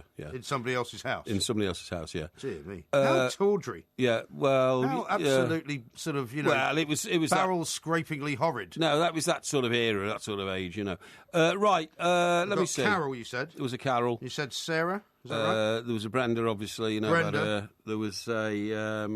There was a Susan, actually. Susan? Yeah, Susan. Okay. There was a... let me think this one through. A Ruth. This was my ex-wife, was it? No, it wasn't your ex-wife, no. Okay. Ruth? A Ruth, yeah. Oh, right, okay. Some of them I can't remember the names. Bridget. You can't remember the names? No, I can't. It's shocking, that, isn't it? Yeah, it is really, yeah. Bridget? Bridget, yeah. Right. Who else was there? Well, let me think. Not a very impressive memory. Well, I'm just trying to think. What about Lorraine? Lorraine, yeah, it was a Lorraine, yeah, definitely, yeah. And who was the one you proposed to? Was that Lorraine? Yeah, sort of. There was a... Who was the one with the dog? Well, she wasn't really a girlfriend, so to speak. You know what I mean? You used to go to her house? Yeah, I did, yeah. And have dinner with her? Yes. And presumably other things? Well, no, not really. I don't want to get into that. Well, yes, sometimes, yes. Well, so what was her name? Well, I don't want to get into that. I think it's she's got a very unusual name, so that would be distinctive. No. Why would it be distinctive? Eh? Why? It was an Aileen. Aileen, okay. Aileen. All right. All right. It's a Scottish name, yeah. Scottish name. Now, let me think. There's a few others sort of dotted around. And I know. One once, and she used to get very angry at me because I used to shorten her name, and she didn't like it. Her name was Griselda. Griselda? But I used to call her Grizzly, and she didn't like it. Was she German? No. Griselda? She was English. Yeah, Griselda, yeah. Super. Was she one of the sort of tough type? No, not Griselda. really. I don't know why her name was Griselda, but anyway, I called her Grizzly. She used to hit me when I called her Grizzly. Not surprised. Yeah, but anyway, there you are. You've forgotten one glaring one, haven't you? A glaring one? Yeah. What? No, I don't think so. No? No, I don't think so. Not someone that I know? Well, let's not get too close to home. That's what I'm thinking. Now, are we finished with this stupid name thing? Well, I thought it was interesting. Yeah, all right, it's very interesting. Very good. Now, I've got something more interesting to tell you, okay? And the more interesting I agree it's not as interesting as you dressing up as a Cyberman with tinfoil trousers. No, I'm going to fashion a pair of tinfoil trousers to just show, really, to take the mickey out of the fashion world. What size are they going to be? They'd be... I hope you brought a lot size. of tinfoil with you. They'd be my size. Don't what worry size about waist? What? What size waist? About 38. About 38? About 36. 36. I think they'll go all the way round. About 36, yeah. I wouldn't worry about it. All right. Now, did you know that we face the possibility of the banana becoming extinct? What is your problem? That's the important story you're going to tell me. It is. That's rubbish. Yeah, it is. The banana. I had a banana at the weekend. I had two, actually. Yeah, I bought some bananas. I like bananas, yeah. What do you do with them? What? What do you do with them? I usually cut them up and put them with berries in a bowl and put some clotted cream over them. Clotted cream? Yes. Have you gone mad? No. You're supposed to have a weak heart. Yes. You're doing eating clotted cream. Well, it's the like... cholesterol level alone is not good for you. Well, it tastes very nice. I do it with muesli instead and a bit of milk. Muesli, milk, OK, yeah, all right. I don't think you should eat clotted cream. Well, I like it. Or sometimes a yoghurt. I suppose that's more Yoghurt's healthy. better for you, yeah. Right, now then, what's happening is that bananas have got what's known as Panama disease. So that's the second time Panama's come into the show Panama tonight. Papers. Yeah. And this threatens to wipe out all bananas on Earth, OK? All bananas on Earth? Yeah. The new virulent strain called Tropical Race 4, that's the Tropical Race 4 strain of Panama disease, is wiping out bananas all over the world. It was Where's your evidence of this? From my banana journals. No, my agricultural journal. Okay. It was first identified in 2013. It spread rapidly by spores carried in soil, on the shoes of farmers, or by storms. Okay. Yeah. And it is destroying banana crops in Southeast Asia. One of the things I used to love seeing in the Caribbean, you would have seen this when you were there, is when you're driving through the sort of the jungles of the middle of the islands and stuff, and they're just all these banana trees. Where was this? In the Caribbean. Caribbean, yeah, definitely. Saw a load of them in St. Lucia. Yes. Growing everywhere. And kids playing cricket all over the place. We might talk about the cricket a bit later on. Yeah. And also, of course, in Jamaica. Jamaica, that's right. Do you know how many bananas we eat in this country every year? I would say 3 billion. No, 5 billion. Ooh. But that's close. I was close. But do you know another thing about a banana tree? No. It only ever yields one crop. Does it? Yeah, it never flowers again. Well, for 1 year? Yeah. Really? Never flowers again. What do they do with the trees then? Cut them down? Yeah, they cut them down. Right. And they just regrow somewhere else and they have like plantations. Well, I suppose it must be like a constant sort of recycling of the growing of the tree. It is. They only ever give one crop, right? Well, didn't you used to see the Fife boat coming in to Portsmouth Harbour? Yeah, all the time. All the time. It's a big container ship. Well, have you noticed it not appearing lately? Well, I'm not there all the time, so it could be coming in the dead of night or something like that, for all I know. Yeah, but I mean, there's plenty of bananas on sale. It's not as if it's being noticed at the moment. Let me tell you, from Southeast Asia, it's now spread to Asia, Africa, the Middle East, Australia and Central America. Really? And there are fears now to make its way to South America, where the vast majority of the world's exported bananas are grown. Yeah. So they're not grown in the Caribbean, they're grown in South America. OK? Right. Now, in the 1950s, this came up... just another ruse to pay more to buy bananas? No, in 1950s, when Panama disease amongst bananas was rife, it completely wiped out the Gros Michel variety of banana. Gros Michel? Yeah. Isn't that one of your ex-girlfriends? No. And the fungus this time is targeting the Cavendish banana. Oh. Yeah. I had no idea that bananas had names. Oh, yes, they have. They do. So what's the difference between a Gros Michel and a Cavendish, then? The angle of the bend. Really? Yeah, seriously. Are you sure? Yeah, certainly. Yes, right, definitely. Okay. I know about bananas. Right. Now... one's maybe more spotted than another. 55 million tonnes are grown and exported from tropical countries, Africa and South America. Experts have warned that the outbreak could be devastating. And that's in inverted commas. That means, Dr. Gert Kiemer... So when they say devastating in inverted commas, that means not devastating, basically, doesn't it? You've seen that kind of writing before. No, it means to emphasise it. Now, Dr. Gert Kiemer, an expert in global plant production from the Wageningen University... What's your problem? Sorry, I've just seen a very funny tweet. Oh, really? Would you like to share it with us? On your last trip to Panama. Let me have a look. I just retweeted it. That's not me, you idiot. Well, it's your face. Yeah, well, somebody's planting my face on somebody's gross body. Yeah. Right. Sorry, what was the name of the university? Right, it's Dr. Gert Kiener, an expert in global plant production from the Wageningen University. What's your problem? What's your problem with real names? Wageningen? Yeah. Where's that then? It's in Holland. Is it? The Wageningen University in the Netherlands. What is your problem? I don't know. You see, I tried Are you to get... sure that's how you pronounce it? Yes, it's a bit like that guy who plays for Newcastle, isn't it? It's the Wageningen University in the Netherlands. He says we're back to the same situation as the last century. What's the name of that guy who plays for Newcastle? Why? I don't know. No, but it sounds I'm like not interested. I'm interested well, he's in... Dutch. You might be losing the whole of the world crop of bananas, and all you can do is, Wijnaldum, that's his name.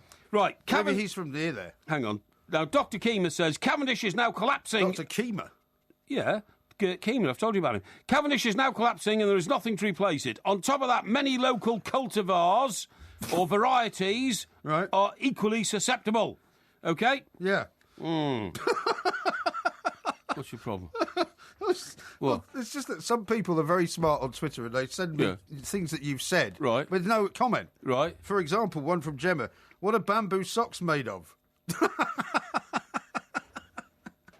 Yeah, OK. They're made of bamboo. No, they're not made of bamboo. They're just called bamboo socks. It's just called bamboo socks. I don't know. They're like Bumby tartan. I'm dealing with clowns. Now then, this terrible disease is spread by infected plant matter and plantation workers and could cripple the global banana trade. Is that in inverted commas? Could. Eh? Could. Is that in inverted commas? Professor Alters Viljoen, the greatest fungus expert in the world at South... What is your problem? I didn't know they had a league table for fungus experts. How do you know he's the greatest fungus expert in the world? This is the way he's treated. Anyway, he's in South Africa's Stellenbosch University. And what is Stellenbosch famous for? Well, it's famous for you being there and getting into the wine crates and getting completely bladdered. It is probably the most luscious wine fields in the world, Stellenbosch. Why would you say that? Because I've been there and they are beautiful. Well, you think it's more lush than the Loire Valley, for example? I do, yeah. Really? Oh, there are thousands of acres of wine fields. Have you ever been to the Loire Valley? And I don't need to go to the Loire Valley. I've seen Stellenbosch, and they roll over hills. So you're comparing it to everywhere else you've never been? Down into valleys. Well, that's what wine country is like. Of mountains. Have you ever been to Napa Valley?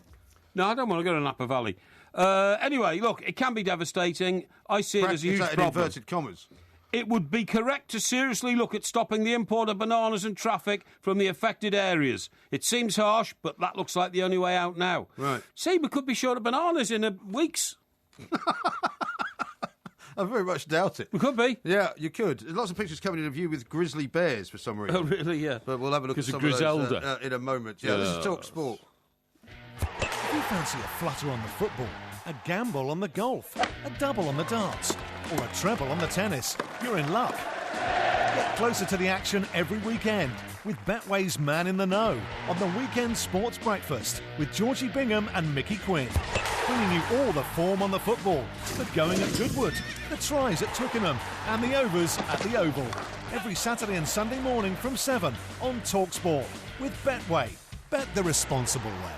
Huge offers at American Golf. Bridgestone E-Series balls for only $14.99 and Adidas polos for only $19.99. Adicross shoes are just $29.99 and the Garmin S2 GPS watch is just $99.99. Plus, get TaylorMade AeroBurner drivers for only $139.99 and TaylorMade AeroBurner irons for only $299.99. But hurry, offers available while stocks last. Buy in-store or online at americangolf.co.uk. Have you heard about MP Moran? We've been proudly serving quality building and plumbing materials at great prices for 40 years. And to celebrate our milestone, we've got amazing offers like 30-metre bundles of 15mm copper tubes, only £42, and 18mm WBP ply, only £23.70. For more great offers and to speak to our knowledgeable staff, visit mpmoran.co.uk or visit one of our branches in Kilburn, Willesden, Kennington, Watford and West Hampstead. Terms and conditions apply. The Two Mics, simulcast across the UK on Talk Sport and Talk Radio.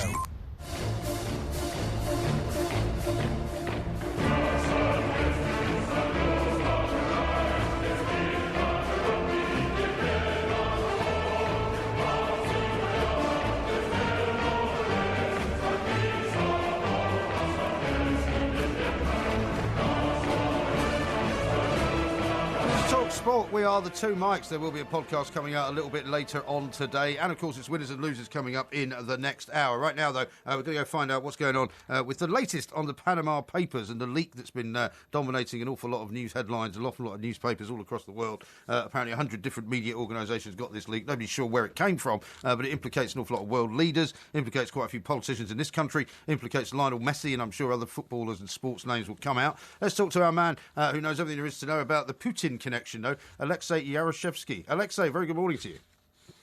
Hi there. very good for you to join us. Thank you very much indeed. Does anyone yet know where any of this stuff came from? I mean, there's an enormous volume of papers that people are going through, and I dare say there's going to be names coming out for the next 6 months before people, actually find them. To be honest with you, Mike, it's a bit of a murky story to me at the moment. I mean, when I first heard about the leaks, and it seemed quite shocking considering the number of people involved and considering the scope of it all, I thought it's going to be, probably the biggest news of the world at the moment. Right now, having researched more, looked into the source of it, the leaks, the 2 terabytes of data that were handed over to the German newspaper and then handed over to the International Consortium of International Investigative Journalists, rather. Yeah. This organization, the ICIG, we learned today that it's actually funded by George Soros and the USAID, and maybe that's one of the reasons why the United States is not on the list of the countries where, with such schemes and such offshore accounts that were leaked in this in this report. Or maybe just the US. Maybe it's just the. I don't think anybody doubts that there are US billionaires with offshore accounts, but maybe they just didn't have any in Panama. Definitely. But the funny connection here is that I did a top story headline about this today, obviously, and when I researched, I realized there's no United States on this, and it seemed quite bizarre to me, considering, a lot of people here, now I'm in the United States, as you know, they are constantly accusing the government of being corrupt and all this, but one thing is, groundless accusations. The other thing is when you have such huge leak of data, and we're talking about 11.5 million documents, and not a single U.S. company, official, or anybody for that matter is implicated. That seems, a bit odd to me, if you ask me. Alexei, what are we talking about here in terms of, what these people are supposed to have done wrong? I mean, it's not illegal to stash your money into a favourable tax system. It's not illegal to try and place your money somewhere where you don't have to pay as much tax as you do in the country in which you live. So what is the allegation? Is the allegation that a lot of the money that went into these accounts was stolen money, or was it money that, government heads had appropriated from their own economies? What is the allegation? Well, that's the basic assumption, that if you have an offshore account that according to many people and many believers in such corrupt systems, that you have something to hide and you're trying to sort of launder money. That's been said a lot by government officials in the United Kingdom, the United States, and everywhere else. In fact, the United States have been actually ardently fighting to keep their billionaires' money at home so that they pay taxes on it instead of taking it out of the country. That's been a point of huge speculation here. But, even The Guardian, the UK newspaper, came out with a proper explanation today that it is in fact legal to store your money abroad. If we look at the list of the people who have been doing this, we have Lionel Messi, we have Jackie Chan, the actor. Would you suspect that Jackie Chan is a criminal? I highly doubt that. But of course, some people do. And if these revelations actually manage to help to find the proper criminals, the guys who launder money, that would be good. But, saying that 11.5 million documents leaked and all the people on this list are necessarily criminals, I think that's just a little bit... I think the part of the problem. I think we just dropped Alexei there. We'll try and get him back. I think part of the problem, though, Mike, is that it's not necessarily illegal, but the problem with these offshore funds, as it was in times gone by with Swiss bank accounts, is that basically no questions are asked. And so if you are involved in some kind of criminal enterprise and you are involved in stashing money that you would like to hide from whichever government you're trying to hide it from, Alexei, I think we got you back. And what I was saying was, the question about these offshore funds is that while not everyone you would say who uses them is necessarily a criminal, there is no questions asked if you happen to be a criminal, because I've got a piece here that's been running on the BBC that apparently the Brink's Matt Robbers, who robbed famously that 26 million from Heathrow, apparently they set up an account with Mossack Fonseca in 1985 called Faberian, and guess who the property dealer was who set it up for them? A guy called Gordon Parry. Gordon Parry. In 1985. I would totally expect a lot of people on this list to be actual criminals, but in 11.5 million documents, that's a lot of people involved. And, some of the media have been coming out today almost automatically believing that if the people are on this list, they're necessarily criminals. And I think, when it comes to Eastern Europe, where I'm from, and that's actually also been mentioned by The Guardian today, it's particularly helpful to store your money somewhere else, not necessarily in an offshore account. We've had a huge issue in Russia, and I've actually speculated at the legislative level in the country about the MPs in the parliament storing their money in foreign banks. And there's been a huge push by the legislators to actually outlaw foreign accounts for the Russian politicians, for that matter. But again, in this part of the world where banks collapse at the time, raids happen sometimes. It's actually not a bad idea to keep your money abroad. That does not necessarily mean that you're a criminal if you're doing that. Sure. Interestingly enough, I mean, obviously, we're going to ask you about this because it's your area of expertise. But Vladimir Putin and his associates, or certainly close associates of his, have been mentioned, and there's all sorts of talk of money laundering. But I see from the Guardian piece this morning that Dmitry Peskov, who's the spokesman for the Kremlin, is basically saying that this is all about Putinophobia, which is a new word. I haven't heard that one for a while, saying that it's the ex-CIA staff who are out to destabilise Russia. Isn't that a bit paranoid? Well, I have to say that I'm not entirely in agreement with Mr. Peskov about this. I think that's a little bit of an overstatement, saying that this whole campaign is aimed at Putin and all that. But you have to understand, some of his notions they have validity, because most of the headlines today, especially when it comes to the media in the United States and in the United Kingdom and pretty much in all of Western Europe, they were largely focusing on Putin's associates, and some were even saying, this trail of money leads directly to the Russian president, even though his name was never even mentioned on the list, while his colleague from Ukraine was mentioned on the list. The dad of David Cameron was mentioned on the list. Argentinian president was mentioned on the list.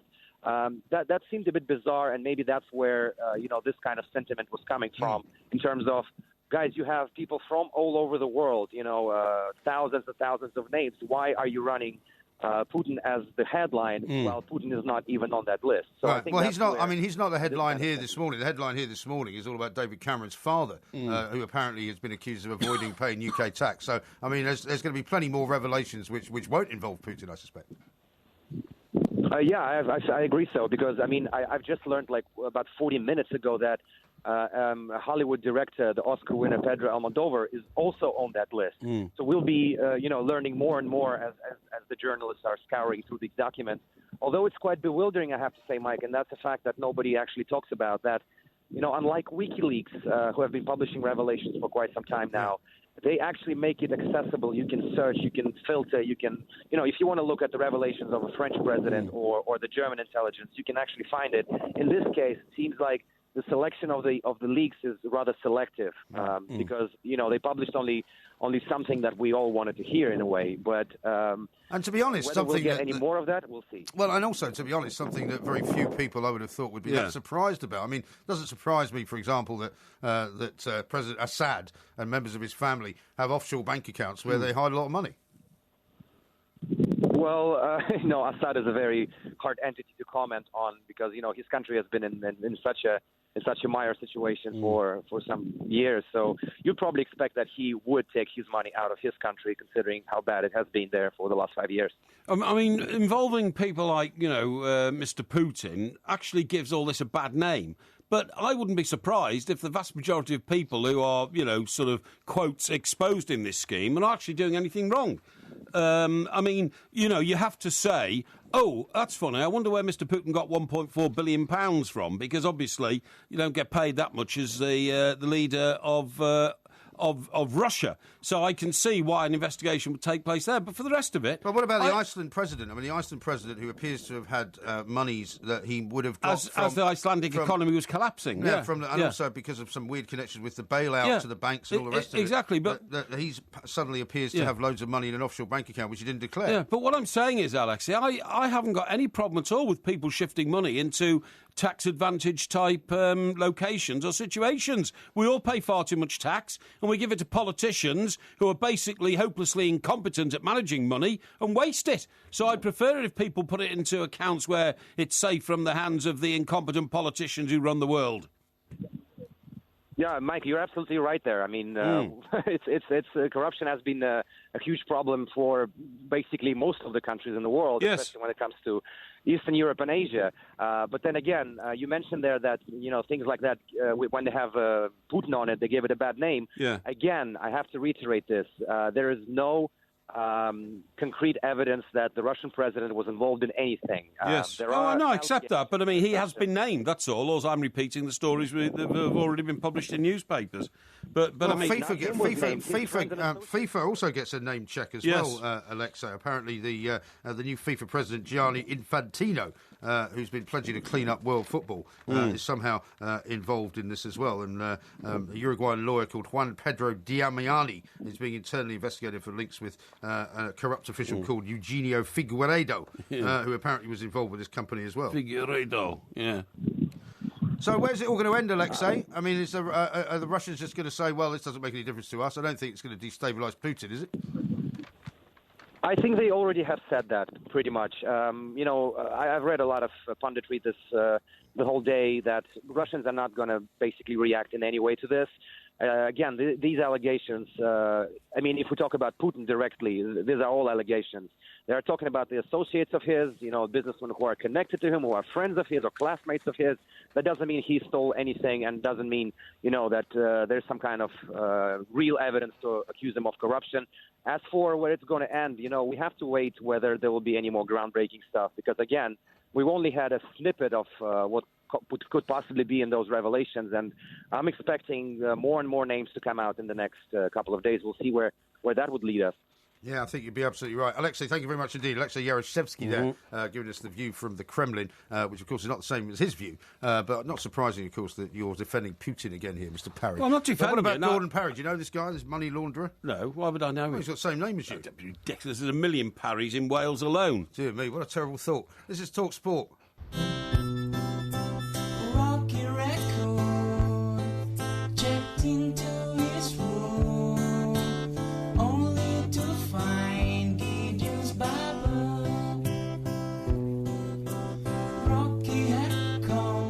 Doesn't sound like the original. No, it's not Paul McCartney's version, is it? It's quite a nice, slower version, actually. I'm not sure who... Is it even the Beatles? No, that wasn't the Beatles, no. I don't think so. No, so who's singing it then?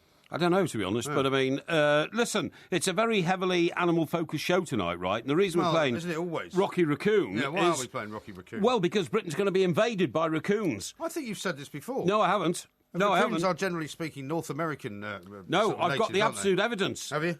We've got pictures now of raccoons being taken in Hampshire, County Durham and Berkshire. What? Yeah, pictures of raccoons. Let's have a look. Show me. What? Show me the pictures. Right, there's a picture there from a report I found earlier on the internet. What's the problem? That's not a picture of a raccoon. That is a picture of what could be anything. It's a raccoon. Look at the could be anything. Look at the design. Its tail. Yeah, it could be anything. It's a raccoon. Yeah, but that picture there is just a stock picture of a raccoon. I'm talking about the one on the right. No, that's definitely a raccoon. No, it's not. Definitely a raccoon. It could be a badger. The fugitive was caught on camera enjoying a nighttime meal. Now... enjoying a nighttime meal? Yeah, the raccoon in question, latest to be spotted in Britain. Conservationists warning there could be health and environmental consequences if the population explodes here. The animal's native to North America. That's what I just told you. Native to North America. So how did they get here? Well, this is the point. They didn't swim, did they? Are already widespread in Europe. Now, do you know who's got the most raccoons in Europe? I don't know. The Germans. Have they? Yeah, there's loads of raccoons in Germany. Raccoons? Raccoons. There's over 1 million raccoons in Germany. How about that? Really? But now they're getting a foothold in the UK. Yeah, well, they'll probably start sending them back soon, won't they? How about this? A raccoon the size of a domestic cat was found in the Scottish Highlands. What's your problem? You make it sound like they're on some kind of mission on holiday. Well, it's right. There's one raccoon who didn't fancy Germany, so he decided to hop across to Scotland. It was at Garvey in the Ross-shire. Do you know Garvey? Garvey? Garvey. How do you spell that? G-A-R-V-E. G-A-R-V-E. Garvey in Ross-shire. I suspect it's not pronounced like that. Okay. Garve, maybe. I don't know. Right, now... I've never been there. Although the raccoon is a pest and it may seem harmless at first glance... raccoons have been known to give humans vicious bites. Yeah, well, dogs can give humans vicious bites as well. I've seen loads of raccoons. They're a threat to birds. Where? Where have you seen raccoons? In America, when I stay at my sister's house. Yeah, I know that. Yeah, but when I stay at my sister's house, right? I mean, you don't put the rubbish out in the same way you don't put it out here because of the foxes. You don't put the rubbish out because the raccoons will get into it. Exactly. So what you do is you get a lid for your bin. Yeah. But you have to get an actual lid that kind of is sealed closed. Like you couldn't if you had a wheelie bin. Sure. You'd have to lock it shut. Yes, because the raccoon would get in. Yeah. And they can climb in. But I mean, I've seen loads of them. You see them at dusk. I know, but you don't see them in this country, do you? Well, apparently now you do. But, I mean, the point is they're not dangerous as such. The raccoons... They're no more dangerous than anything else. Well, they are, because they're you know why? They're no more dangerous than foxes or badgers. They are. Why? They carry the West Nile virus. Well, they don't. No, they do. Rubbish. They do. Absolute cobblers. No, they do. Now, let me tell you a bit about raccoons, right? Yeah. They're omnivores. Yeah. They eat insects, worms, frogs, toads, birds, eggs and fruit. Well, they eat lots of other things as well. If you're an omnivore, you eat everything, basically. Yeah, that's right, yeah. They don't eat each other, though, do they? No, they don't, no. They're not cannibals. They can grow up to 52 inches long. That's over 4 foot. I'm glad you said inches. I thought you were going to say feet for a minute there. With an 18-inch tail... 52-foot long raccoon. That would be scary. With an 18-inch tail. Yeah. I've seen loads of them. Yeah, and they can live for 20 years, OK? Yeah, but, you know, there's no evidence whatsoever, apart from one very fuzzy-looking picture there on the internet, that they're in any way here. No. Listen, the distinctive bandit mask that raccoons have around their eyes is a magical... black and white colouring? No, it's a magical force of nature which helps them to reduce glare because of their night vision. Really? Because they're night creatures. Yeah, nocturnal. They're night creatures. Yeah, nocturnal, that's right, yeah. Wild populations in Germany, France and Spain. In the mating season, males roam around in search of females who can conceive over a 3 to 4 day period. That's all. That's all. What? So that's the only... That's it. That's the gestation period, yeah. Opportunity for them. That's right, yeah. Well, I suppose in some ways that's not a bad thing. I'll tell you what's going on at the moment in the countryside. Yes, go on. Is a lot of mating by foxes. Foxes. There's a lot of noises They make a lot I'll tell you what else they do. Screaming noise. I'll tell you what else they do. Yeah. And unfortunately, I was the recipient of it for two days this weekend, both Friday and yesterday. No. Is they leave a sort of a trail, right? Yeah. And the dog loves nothing more than to roll about in this stuff that they leave on the ground, which stinks. Well, it's not quite, what you would expect them to leave behind, but it's a kind of... I don't know how you would describe it. It's like their own sort of. It's their own kind of identifiable. Yeah, I know what you mean. Yeah. But it's also it's something you can't really see in the ground anyway. But the dog, it's like the sort of thing a slug leaves behind when it moves across the pavement. I think that's what it is. And the thing is, the dog, to the dog, this is like some kind of drug. Yeah, I see. And if the dog sees it, he literally just has to roll around in it. And he gets himself all smeared in it, and it stinks. So twice this weekend I had to wash the dog. Horrible. I'll tell you what else is worrying. There's a sign been put up not far from the house on a public footpath which says that there is an E. coli-like virus going around in the area, right, which affects dogs. And one dog got it walking in the nearby woods and died. I thought E. coli was a human disease. No, well, it can be passed between animals and humans. Can it? That's very dangerous. And they say it's an E. coli-like disease, so it's not necessarily E. coli. If your dog passed E. coli onto you, you're in trouble. Believe me. Well, I just don't want him to get. Terrible. Well, no, but I don't want him to get sick, though. Well, of course so not. But if he gets sick, he might bring it into the house. Well, yeah, I've been more concerned about him, though, to be honest. Where's this come from? Well, it's something that's going on at the moment. There's something called Alabama rot as well, which dogs can get, which can also be deadly. Worrying. So apparently now what you have to do is every time you get the dog back from a walk, you have to wash his paws in Dettol. Yeah. Do you remember? Yeah, well, you have to. Do you remember when the old mad cow disease? You have to go across a mat full of. And I used to fly backwards and forwards to Ireland quite a lot from Scotland, and you'd have to walk into this mat with your feet. Terrible. Yeah. Shocking. It's very frightening out there. So I don't want you scaring people anymore with all this nonsense talk of raccoons. Plague on the Cheshire Plain. What? Well, when I was a reporter on the Chester Chronicle... Was that one of yours? No, it was foot and mouth disease. Right. Devastating the Cheshire Plain. Right. And I covered a lot of that. So, presumably your scaremongering days started then? Well, you could say that, but it wasn't scaremongering. I mean, farmers were wiping out the whole herds of cattle, with foot and mouth. Yeah, I know, but it was scaremongering because they were wiping out herds of cattle, which they've now since said they may not have had to do. Posty in Brum says this, MG, can you tell Porky that olive oil prices are still the same price as months ago, despite Porky's warning of a world shortage? Well, now he's talking about bananas. Yeah. Oh, yeah, there'll be a world shortage of bananas, all right. Don't worry about that. If I were you, I'm not worried. I'd start stockpiling them. Yeah, stockpiling bananas. Well, they're going to get very expensive. They go off. Put them in a freezer. Put them in the freezer. Yeah, you can put bananas in the freezer. Yeah, but they're no good afterwards. You have to make banana bread out of them. How do you think they're transported all the way from the Caribbean and South America? Well, they're not frozen. Of course they are. No, they're not. Well, they wouldn't last long, would they? They're refrigerated. Yeah, refrigerated. That's what I said. They take them off the thing when they're green. Yeah. And they literally become ripe. Why do you think sometimes when you see them in a supermarket, they're green? Because they've not ripened sufficiently. That's why. Yes. Right. And then they ripen, and then you eat them. Yeah, okay. That's how they transport them. Yeah, but you how long... can't freeze bananas. Listen, how long do you think it takes a boat full of bananas to get from Buenos Aires. Yeah. In Argentina. Going from there if they go in the Caribbean. No. That most bananas are produced in South America. So Venezuela, for instance, produces lots of bananas. How long do you think it takes a boat to get from Venezuela to Portsmouth? I don't know, about a week. About a week, that's right. Yeah. Well, you can't leave bananas locked up in containers without refrigeration for a week. No, they go back. refrigerated containers and they're not ripe. That's what I just said. So they haven't ripened yet. I've just explained I just said they're frozen. No, frozen and refrigerated is not the same thing. No, it's not the same thing. I know. Dear God. But I'm saying if you've got them in your house, put them in the fridge. Okay, so don't freeze them then. Well, you can if you like. That's an extreme measure. But, I mean, probably better to put them in the fridge, actually, on reflection. Right, OK. Thanks for that. Good. We've clarified that. Good. Don't freeze your bananas. This is Talk right. Sport. That's right. The Two Mics, simulcast across the UK on Talk Sport and Talk Radio. 1 banana, 2 banana, 3 banana, 4. 4 bananas make a bunch and so do many more. Over hill and highway the banana buggies go. Coming home to bring you the banana split show. Making up a mess of fun. Remember the banana splits? Banana splits, is that them? Well, I think so. Yeah, no, I hadn't actually. No. La, la, la. See, because you're a few years older than me, you don't remember. This is what I remember from my childhood.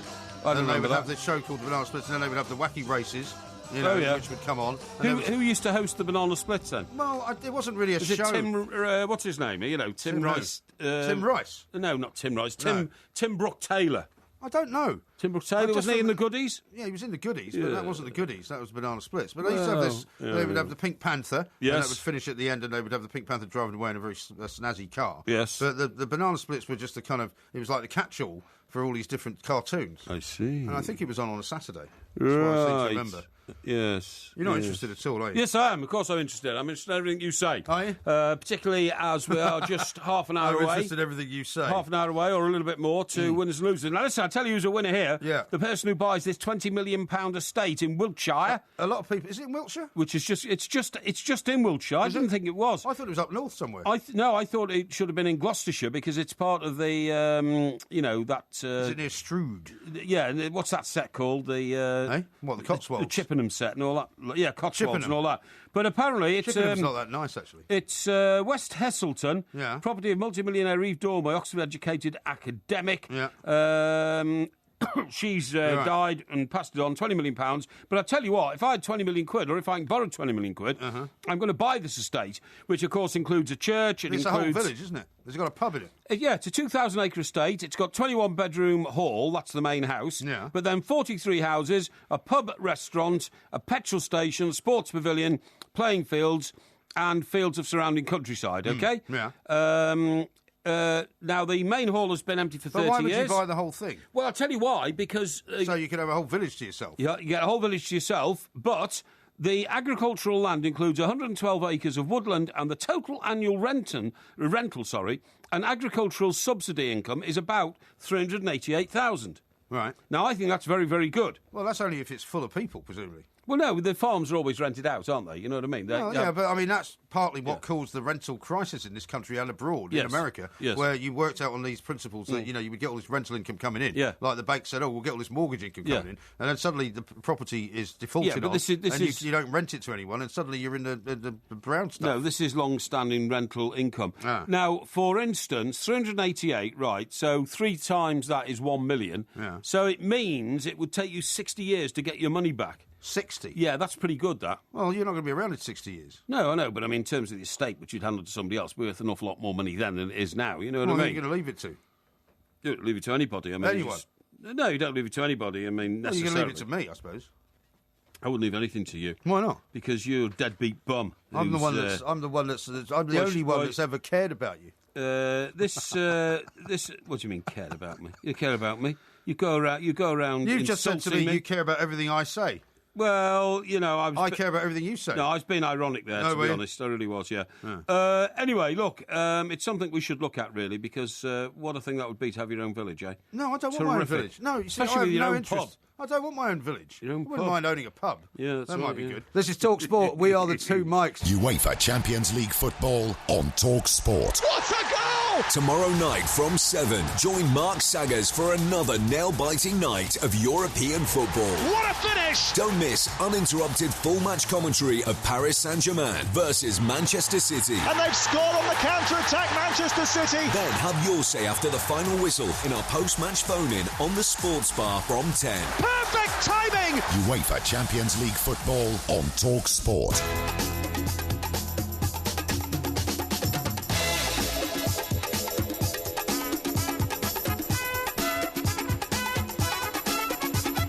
Talk Sport, we are the two Mikes. There will, of course, be a podcast coming out a little bit later on this morning, around about 9 o'clock or thereabouts. A couple of texts to read out to you. Here's one from Derek in Pencoed, who says, Mike, your guest went on about Putin phobia. I suffer from porky singing phobia. Really? Yeah. Well, that's a common complaint amongst bog cleaners, Derek. So unfair, you know, so I'm sorry unfair. about that. Yeah. There's nothing wrong with him having a job which you'd regard as in some way beneath you. No, not at all. No, I think they're a very valuable resource within society. Where would we be without them? And Maxwell has sent a picture in of plenty of bananas on sale in his local supermarket. It seems to be the shelves literally stuffed with them. Not for long, believe me. And here's one from Dan the Baggy again. He says, please tell Porky bamboo socks are real and made of bamboo. He should treat his long-suffering feet to a pair. Not sure about that. Right, Jamie says it wasn't the Lotus 7, Mike. It was the Caterham 7 kit car, not the Lotus. Get it right, Porky. Is that right?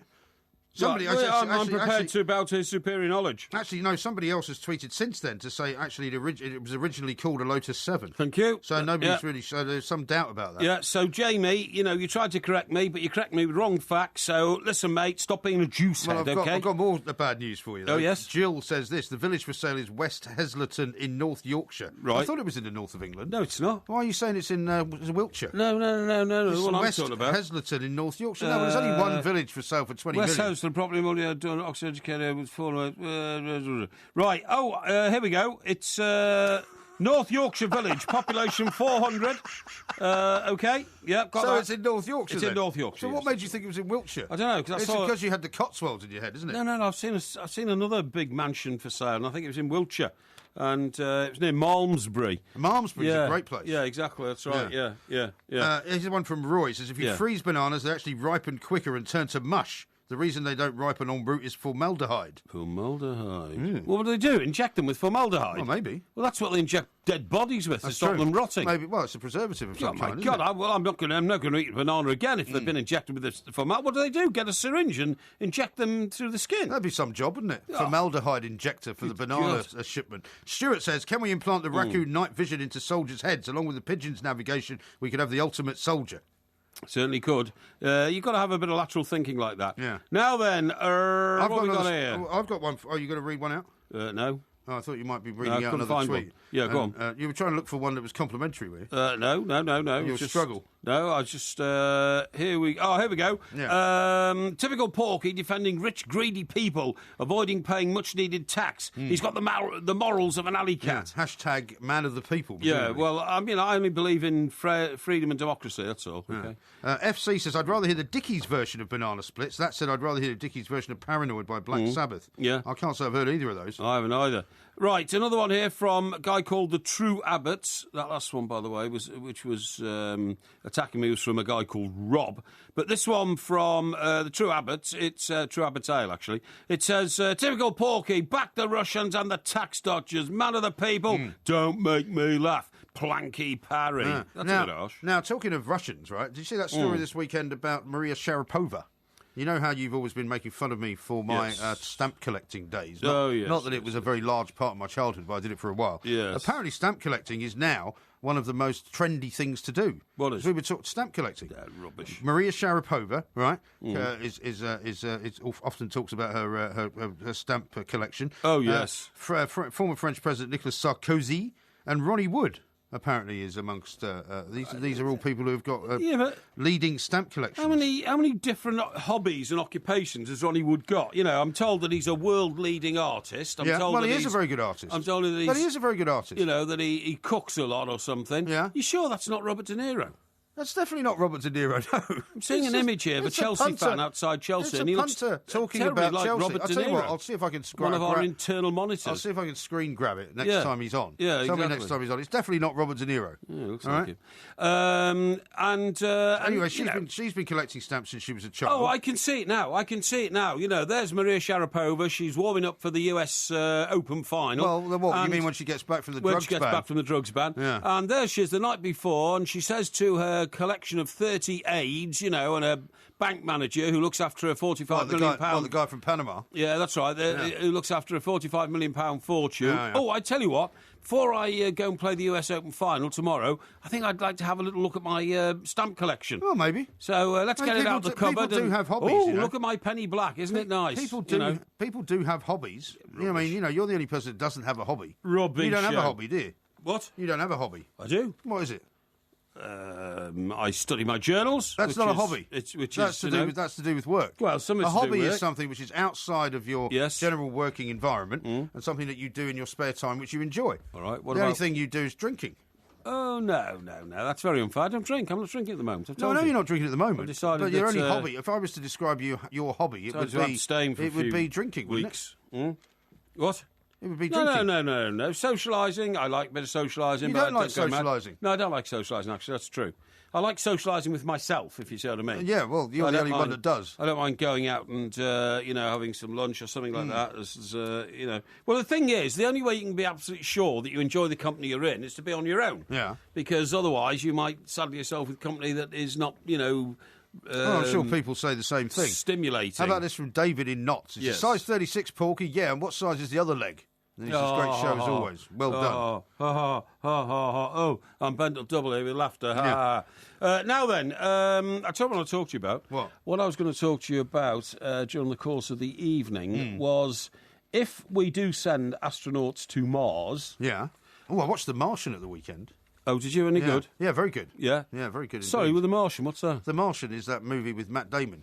Oh, where he's, where he's stranded on Mars really on his own? Yeah. Is it good? It's very good. Is it psychologically challenging? I would say, well, it's very entertaining. To face the isolation of being on another planet on your own but and it's probably very die there. But it's very cleverly done. Very cleverly done. And I would recommend it. OK, what I was going to say is, if we do ever send a man to Mars, by the time he gets there, he will be bald. Yeah. What? He'll be bald. Why? Because what scientists have found out is that, in fact, these scientists are Japanese scientists, Japanese biologists. Yeah. Hair growth slows down or stops under the stress of space flight as the genetic signals in the roots are scrambled. All right.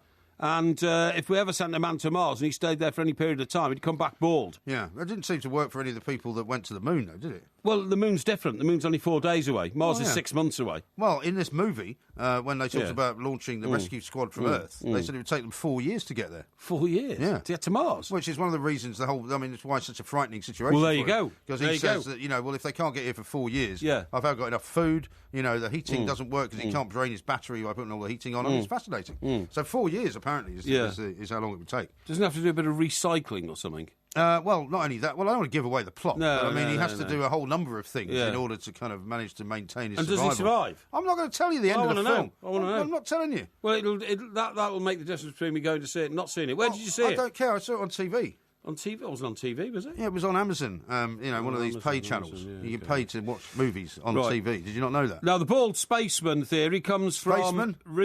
Spaceman? Spaceman, yeah. Comes from researchers at the JK University. What's your problem? Where do you find these places? The JK University. The JK University. School of Medicine in Tokyo. Tokyo, you don't have to say with a funny voice. Well, don't remember that song. Tokyo Joe. No, for the 1964 Olympics. No, of course I don't. I was 4 years old. And it literally sang like this. Good morning, Tokyo. I don't remember that at all. No, it did. And I'm not trying to imitate a Japanese accent there. That's exactly how it sounded. Yeah, well, good. Well, I don't remember it, and I shouldn't think many of our listeners will remember it either. Yes. So if it takes 4 years to get there, it's no wonder you're going to be bald by the time you get there. Your hair stops growing, literally. 4 years? Yeah, and then it'll drop out, yeah. Rubbish. Well, you just told me it was 4 years. I didn't know it was 4 years to get to Mars. In the movie, it doesn't. I don't know if that's real. Well, the movie will be in the future, so you'd think by then they'd have made it quicker than it is now. It's a work of fiction. Yeah, I know, but It might not necessarily be true. Yeah, but they're not going to make it longer than it is now, are they? They're going to make it quicker. Well, it might be longer because it might be a bigger ship. Yeah. You know, because at the moment, say if you think it's going to take 6 months to get there, that's in maybe an unmanned, drone of some kind. Could be. You're sending a proper ship with people that would have the ability to rescue you. Maybe that takes longer. Yeah, maybe. I don't know. Maybe. This is Talk Sport. Winners and losers coming very soon.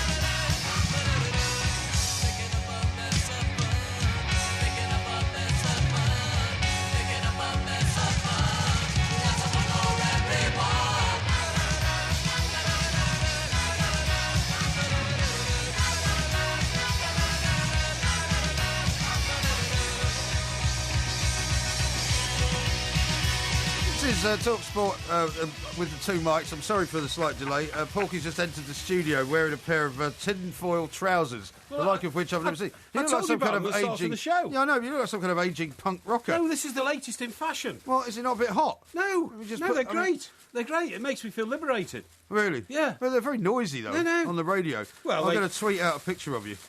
Look, they look horrendous. No, I mean. You can hear a bit of rustling. Well, surely they're going to heat. You're going to heat you to the point of some kind of danger. Yeah, this is just me moving around the studio. No, okay. Well, can you stop now because it's too noisy?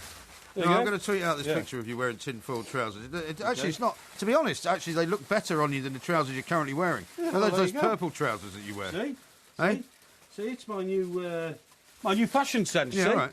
See, everybody says, what did you find out in your journals today? But what's supposed to be the actual point of this? So you're going to just sit down and talk to the microphone now? Yeah, because I told you at the start of the show, the latest fashion craze, right, and people who are, ahead of the game in fashion circles know that the latest craze is to wear trousers made of tinfoil like these. What, just because, they don't have any other benefits, in other words, then? Well, they look good. They don't look that good. You've just taken a picture of me. I think I look good. Right. Right? Okay. You want to put the picture out? I'm putting him out now. Show our millions of listeners? Yeah, I'm about to do that. Excellent. Your latest trendy tin-foil trousers. Absolutely. All right. Okay. All right. I'm sure we'll get the verdict from everybody very, very shortly. Yes. How about this from Kristen in swaddling coat? Yes. Although he says he's currently in Stow-on-the-Wold. Yeah. He said, "Hi guys, there was a talk about the tolls on the Humber Bridge being 100% free by 2017. Yeah. But no concrete words from the people who matter. Did you know it's £15 for an HGV to cross? People live in Barton upon Humber and work in Hull. Cost them a fortune to get to work, even in miles, very close. But why don't all toll crossings become free? It would boost the economy." Yeah, I totally agree. It's an absolute scandal the amount of tax we pay in this country. That's a tax. Well, I was hoping I wouldn't get you on the tax front again. By the way, do you know what they now call parking wardens? What do they call them now? Civil enforcement officers. Really? Civil enforcement officers. That is a bit daft, isn't it? So it's the word enforcement that gets me. Oh, I see. You're an enforcer now, are you? Well, they are an enforcer, kind of, aren't they? It used to be a voluntary arrangement between motorists and local authorities and parking wardens who had a sense of humour and a bit of discretion, all that. Now these guys walk up and down streets in teams, right? I've seen them in Surrey, 2 on one side of the road, 1 on the other, clocking every car, photographing it, taking pictures of it, asking people who are sitting in their cars what they're doing there. And they're called civil enforcement officers. I mean, talk about, the nanny state. Not the nanny state. Talk about the Big Brother state. Is it disgusting? Absolutely disgusting. But what difference does it make what you call them? Because... you know what they are. They're traffic wardens. I still call them that. Yeah, and why do they call themselves civil enforcement officers then? Because they think they've got some superior role in life. Well, to be fair, it's not them calling themselves that. It's the ridiculous sort of... Well, they wear a hat which says civil enforcement officer. But they don't go into the office and get the job and say, can you please call me a civil enforcement officer? They get told this is what you're now called. Yeah, but just the idea of having civil enforcers, I think, is outrageous. Utterly outrageous. Now, we've got this from... who's it from? From Craig. He sent a picture of some bamboo socks. Bamboo socks? Men's new super soft bamboo socks, providing more comfort and durability during wear. Everyday wear, office wear socks. Bamboo socks are naturally antibacterial, super soft and breathable. Really? I might see if I can find some of these. Let's have a look. Yeah, they are there. I don't know. I'm presuming you can buy them from any number of local... your picture's gone here. Look, what's this? Well, you've obviously hit the screen. Yeah, give it back to me. I didn't hit the screen. You must have hit the screen. Yeah, look, you've switched it off by mistake. You are hopeless, aren't you? Look there. Hold it by the outside. Don't touch the screen. I'm not touching the screen. Men's luxury bamboo socks. I've just read that all out for you. Men's super soft bamboo socks. I've just read you that. Bamboo socks are naturally antibacterial. I've just read you that as well. Added stretch, soft grip that fits the contours of your leg. Luxury socks at a fraction of the price. Yeah, there you go. Well, I wonder why would they be a fraction of the price? How much are they? Well, it doesn't say. I can look that up if you wish. Yeah, I if might you'd buy like some, to. actually. I might buy some. Yeah, it might be They that look there's only okay. specialist Look okay. places. They look fine, yeah. They look okay. Well, when I finally get some more black socks, I may have to do that. Okay. So here's one from Steve. He says, Ray the Bog Cleaner, can you tell Porkmeister to remember the people on your way down? What? Remember the people on your way down. I'm not against bog cleaners at all. You know, I think they're a very valuable part. No, really, they're a very valuable part of society. What would we do without them? Yeah. I mean, it's absolutely true. A couple of people have seen your tinfoil trousers. Tom says you look like an astronaut, stroke truck driver. I think I look pretty good, and then actually. he asked about the hole. He says, that for emergencies only. I think that's just a trick of the light. What was that? Size, what hole? Well, I think that looks like a bit of a hole in part of the version of the trousers. Oh, I see. Harry's finally lost the plot. Get that man some help, says Si. What do you mean? I thought it was pretty good. Ian says, what a fine pair of trotters. Yeah, absolutely. I thought it was very good. You know, I was quite pleased with that one. And Glenn says, quick, get the oven on and put that turkey in it. Put that turkey in it. I think they look great. Actually, to be honest, they look better than the trousers you're wearing. Oh, don't be ridiculous. They do. No, they don't. They do. It's definitely an improvement. Maybe you should get a tinfoil suit made. Tinfoil suit. And you could wear it in on stage. Yeah, maybe. It reflects all the light. Maybe, yeah. I think they look very good, actually. I mean, do you know, I'm seriously thinking now of going to find out where they manufacture these things and either modelling for them I think you'd have to get them made properly. Getting a pair. We'd have to get them made properly. Well, I have to admit to the audience, we'll tell them a secret here. We did make this up from a Baco foil roll of... well, you don't think they'd have worked that one out? A Baco foil roll of, what do you call it? Not silver paper. Tin foil. Tin foil, that's right, yeah. Tin foil, yeah. But, you know, what I'm saying is if somebody is genuine... Yes. I mean, somebody like Versace makes a pair of trousers like that, you'd probably pay 300 quid for it. You probably would. So we've taught people how to make them themselves. Now, then, Abdul says it takes 6 months to get to Mars... Yeah. And another 18 or 20 months for Mars to realign with Earth, I think he means. Yeah. He says with each. Yeah, for a return trip. Yeah, and Deaglan says it is 6 months to get to Mars. The 4 years of the movie is to build the shuttle, plan the mission, etc. Oh, I see. That would maybe explain it. So 6 months then, that's a pretty long time, isn't it? Yeah. Hey, by the way, did you see that cartoon that I posted over the weekend? What was that? Of one of my dad's, because people have been asking me. Oh, no, that sounds fascinating. Now, your dad was an artist, wasn't he? He was an artist, and people have said to me in the past, have you ever got any pictures of his that you could actually tweet? You know, you've got a few. You bought a few of his paintings, didn't you? I've got 2 of his paintings on the wall. Yeah, but not in your house. Not in my house, no. No, in some other house. Some other. Because I was going to say, if you could, you could go and take pictures of those and post those as well. Do you know what? I might do that. Because this was something my sister found over the weekend. Oh, yes. She was clearing out an old drawer in the living room or something. Right. And she found this old birthday card that he'd given me when I was 25. Yes. And inside was this, because he used to always draw the birthday card himself. He never bought them. Right. And he drew this painting, this sort of cartoon of me. Yes. Bizarrely clutching, you'll like this, clutching 2 bottles of Dom Perignon. Excellent. And sort of how old were you in this time? It was my 25th birthday. 25th, yeah. Right, okay. You're in America? So I was in New York, yeah. So he sent it to you? No, I think he either sent it to me or maybe he probably came over. Oh, and I gave it to see. me. Yeah, okay. Because they used to come over for my birthday. Right, yeah, of course, yeah. And a picture of a woman sort of chasing me, which is probably my ex-wife. Yes. To be like her. Yes. And then a whole crowd of chasing people for money. Running towards... No, we hadn't got married by that stage. Oh, you hadn't? Running right. towards Costello's to start drinking. Okay, yeah, which is probably very much how I spent my 25th birthday anyway. Indeed. But it was great. A lot of people were very complimentary about it, I have to say. Well, I have saying to that say... he was obviously a very talented man. You showed it to me earlier, and I thought it was very good indeed. Yeah. So, did your father ever have any ambitions to become a cartoonist then? Because he was a politically aware man, wasn't he? Yeah, I mean, funnily enough, not really. I mean, he dabbled a bit in cartooning. Yeah, cartoonery. When he first came down to London. I think he used to work for a couple of magazines. But it's quite a difficult job to be a cartoonist and support a family. Certainly in those days, I think it was. So unless you're a top one. Yeah, but I mean, what I'm saying is people come in and out. I mean, like people like for example, Brooke, the guy that's now in the Times. Yes. I mean, he used to work at the Daily Express. Yes. Years and years ago. Yeah. And I mean, it was a pretty thankless task because I mean, I was what you would consider to be a bit of a Philistine when it comes to cartoons. Yeah. He used to have to come to me and I would approve them or not approve them. And he would give me like 5 of them. And I would just go, no, don't like that one, don't like that one. And I'd just chuck them away. Yeah. The cartoonist normally would produce 4 or 5 cartoons a day by about sort of 3 o'clock in the afternoon and then go and see the editor. Yeah. But the problem is, on a movie... the editor of the Express in those days used to tell him to come and see me. What were you doing? Well, I was the night editor. Oh, night editor, right, OK. Now, on the problem was, if the story shifted seismically or if the news agenda had changed... Yeah. It takes like 2 hours to draw one cartoon. Well, exactly. And then you couldn't make it contemporary. And also, my dad was never one for being told that somebody didn't like something. I mean, when he was on the evening news, he was head of the art department. He used to go down at the back bench with various graphics and things. Yeah.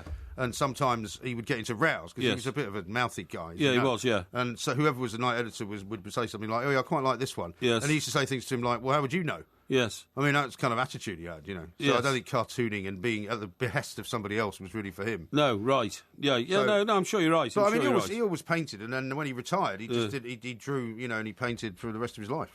Craig, who sent us the bamboo socks piece, has sent us another one, a supplementary, saying, sorry, guys, I forgot to include the price. Yeah. The socks are between £3.99 and £11.99. What, each? No, a pair. Well, obviously a pair. Hang on. Well, I don't think you sell them separately. Wait a minute, just listen, will you?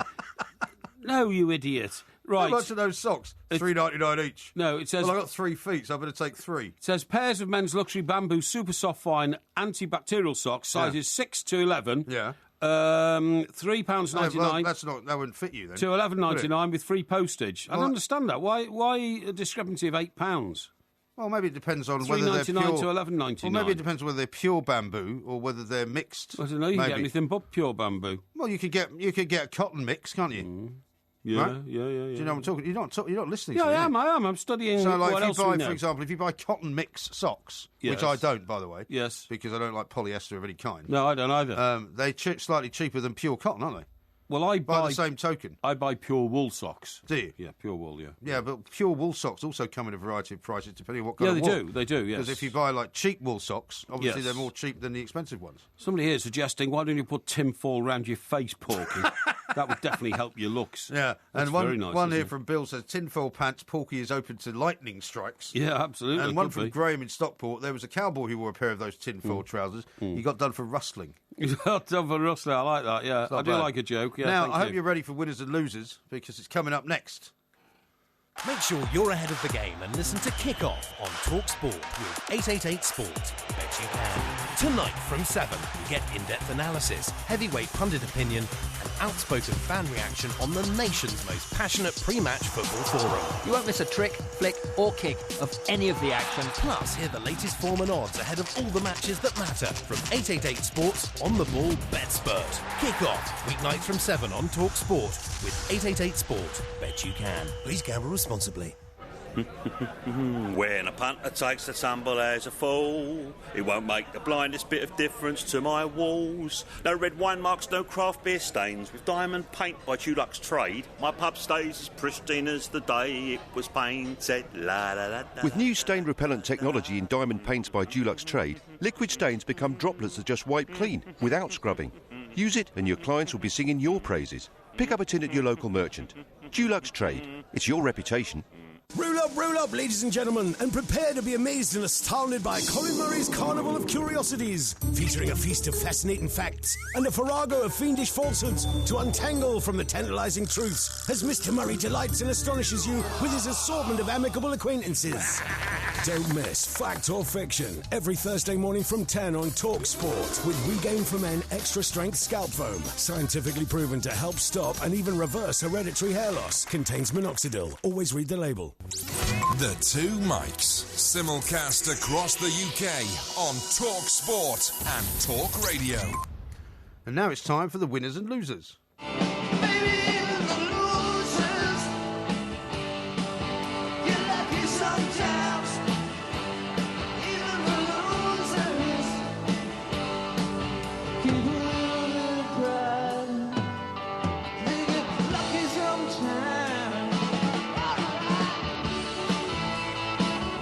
This is Talk Sport. We are the Two Mics. It's that time of the week for the most controversial competition in the history of Talk Sport. And, of course, what we haven't done yet, Mr. Parry, is decide who's going to go first. Would you like to go first with your losers, or would you like to go first with your winners this week? I'll go first with my losers. OK, well, then, in that case, off you go. Right, OK. So the first loser, it's very obvious, but it has to be at the top of my list, is Jack Wilshere. Yep. Jack Wilshere cannot go around behaving like he does in a terribly anti-professional manner. That's the thing I've got against him. Letting down the fans, letting down Arsenal, letting down England. Being in nightclubs at 3 o'clock in the morning. Not good enough. Loser number one. Now, my second loser, and I'm sorry about this, but it was such an enormous issue over the weekend. I'm afraid it's Ben Stokes. Now, Ben Stokes, of course, was the England bowler who delivered 4 balls, which all got smashed out of the ground for 24 runs. That's right. And therefore lost us the T20 final. It's all a bit obvious so far, isn't it? Sorry? It's all a bit obvious so far. It may be, but they are so big losers, you can't exclude them. So Jack Wilshere, Ben Stokes, and Ben Stokes as well, because his nemesis is a guy called Marlon Samuels. You know, they hated each other since they played. England played the West Indies last year, and Marlon Samuels and Ben Stokes have been literally sledging each other very badly. Daggers drawn, insulting each other, coming on off the pitch. There was more of it going on at the weekend, wasn't there? There was more of it going on the weekend, and the point is that what it makes it even worse is that Ben Stokes got smashed all over the place and reduced to a gibbering wreck. Marlon Samuels, his nemesis, got the Man of the Match award for scoring 85.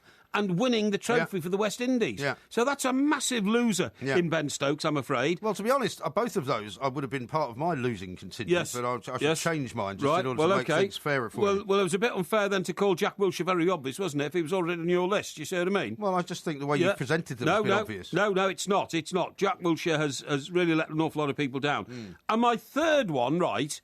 And again, this really rankles a little bit because this man is a world superstar and he's British, but it's Lewis Hamilton. Oh, yeah. Lewis Hamilton turned up... He's normally one of your winners, isn't he? He is normally one of my winners. He turned up at the Bahrain Grand Prix dressed as an Arabian sheikh. You know, he had the full white flowing robes on, the headdress, the dark glasses. You know, if people...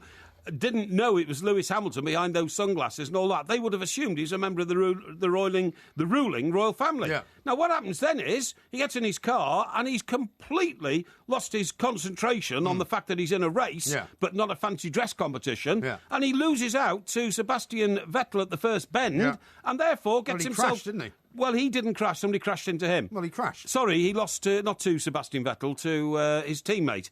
Nico Rosberg. Nico Rosberg at the first bend, and another car crashed into him because he'd fallen behind. Well, he was in a crash. He was in a crash, but it wasn't his fault, the crash. The other guy got a penalty point for crashing into him. Nevertheless, he should never have been that far back at the bend to have been involved in a crash. He should have been away. He was on pole. So he turns up in this fancy dress. He's on pole. He's clearly, his concentration's gone. He loses the race, and he's now 17 points behind Nico Rosberg. Well, it's early days, after 2 races. Nevertheless, Rosberg has beaten him now in the last 5 Formula One races. And therefore, you say, is this setting a trend for this year's World Championship? Well, we shall see. Well, it makes a change from you going on about how great Lewis Hamilton is, which is what you normally do. Well, my 3 losers begin with the Sunday Times. The Sunday Times, who published a most great sort of fanfare, this ridiculous story at the weekend. That a British doctor was secretly filmed describing how he prescribed banned performance-enhancing drugs to 150 elite sportsmen, including Premier League footballers, Dr. Mark Boner, who does not practice medicine in this country, who is barred from practising medicine in this country. And he's about to be banned from the GMC. He's about to be disbarred by the looks of things anyway, by the GMC for some jiggery-pokery that he's done before. Yes. He admits nothing of the sort. He says that these allegations are untrue. Yes. Every one of the Premier League football clubs which was named in the piece have denied that they even have heard of this guy, and none of their players have anything to do with it. Yeah. And it was the biggest load of old cobblers, I'd have to say, that I've seen in a Sunday newspaper for a very, very long time. But the salient point is, the Sunday Times carried this story, but then said halfway down, we haven't got any independent evidence that any of this is true. Exactly. Why did they carry it then? Exactly. So massive losers there. My second loser, I'm afraid, you're not going to like this one, has to be Roberto Martinez. Well, no, I think after yet another disappointing result from Everton's point of view. 6 wins since October. You'd have to say this man is hanging by a thread. And when particularly you look at the number of victories he's had since then, 2 of them have been against Newcastle and Aston Villa twice, and the other one against Sunderland. So 5 of the 6 victories have been against the bottom 3 sides of the table. I think you'd have to say that he is entirely and utterly in a very, very dangerous situation. Well, I'd be amazed if he's still got a job come next year. I think you will look pretty foolish if Everton win the FA Cup now, having nominated him a loser. So. Well, he's won the FA Cup before. Yeah, and then he got relegated. He knows how to win the FA Cup. Right, and my final loser of the weekend, I'm going to have to say, are all the people who have been exposed in the Panama Papers. Despite the fact that they might be doing nothing wrong, there's going to be an awful lot of changes made to laws because of this. There's going to be an awful lot of people viewing both politicians and sports stars, I think, particularly if Lionel Messi turns out to be involved in this. I mean, he keeps denying that he's done anything wrong. He keeps denying that he and his father know nothing about all of these murky tax deals that they're getting involved in. But I think their image may be very, very much tarnished by this, and that's my 3 sets of losers for the weekend. Coming up now, we're going to do the winners. Everyone's a winner, baby, that's no lie. That's no lie. You never pay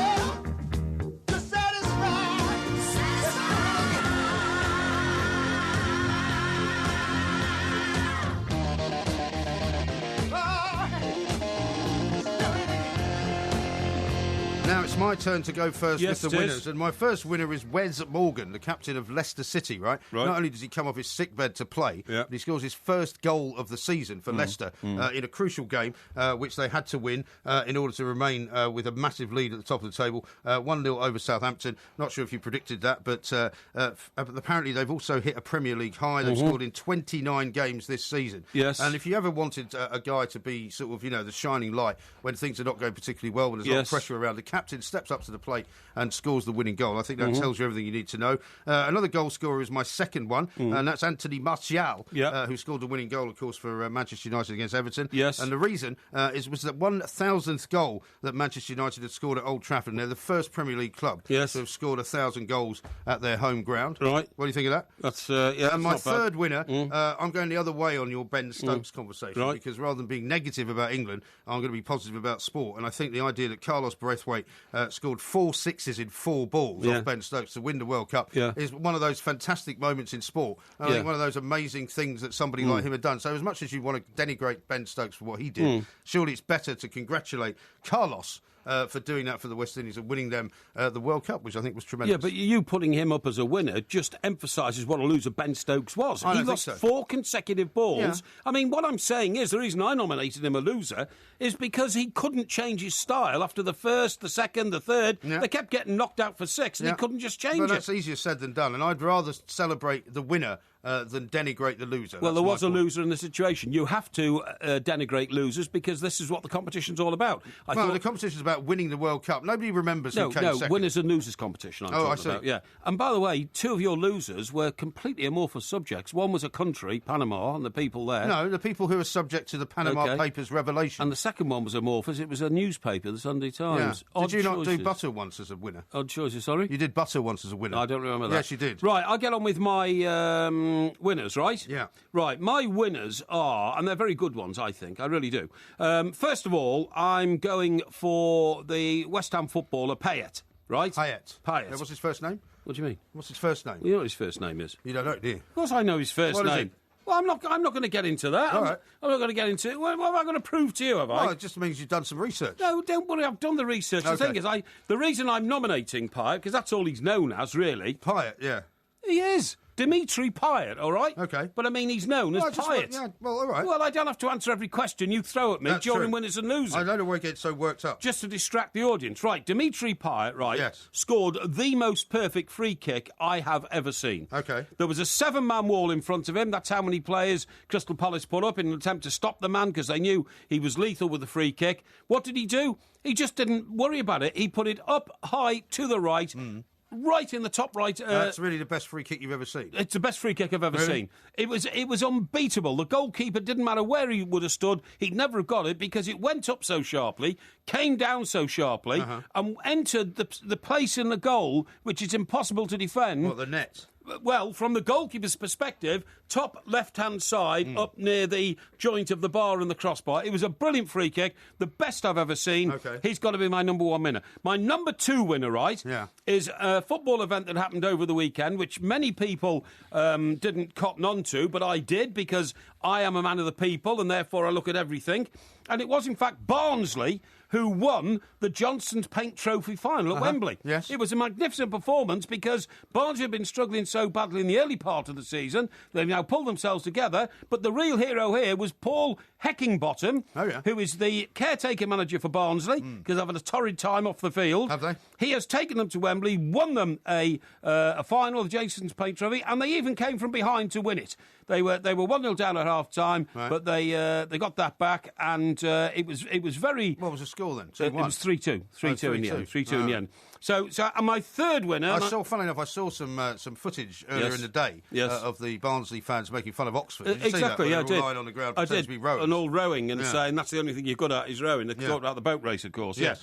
And my third one, and I think this... Somebody's voted for you already, but you haven't actually finished. OK, and the third one, and I think this will clinch it, is how delighted is the world of sport just a few hours ago to have learnt that Nick Blackwell, the boxer who was put into an induced coma after fighting Chris, what's his name, a junior? Yeah. You know, Chris, what's the name? Yeah, I'm talking about, Well, I'm not helping you. It's a competition. No, you know what I'm talking about. Anyway, he's an induced coma. Chris, what's the name?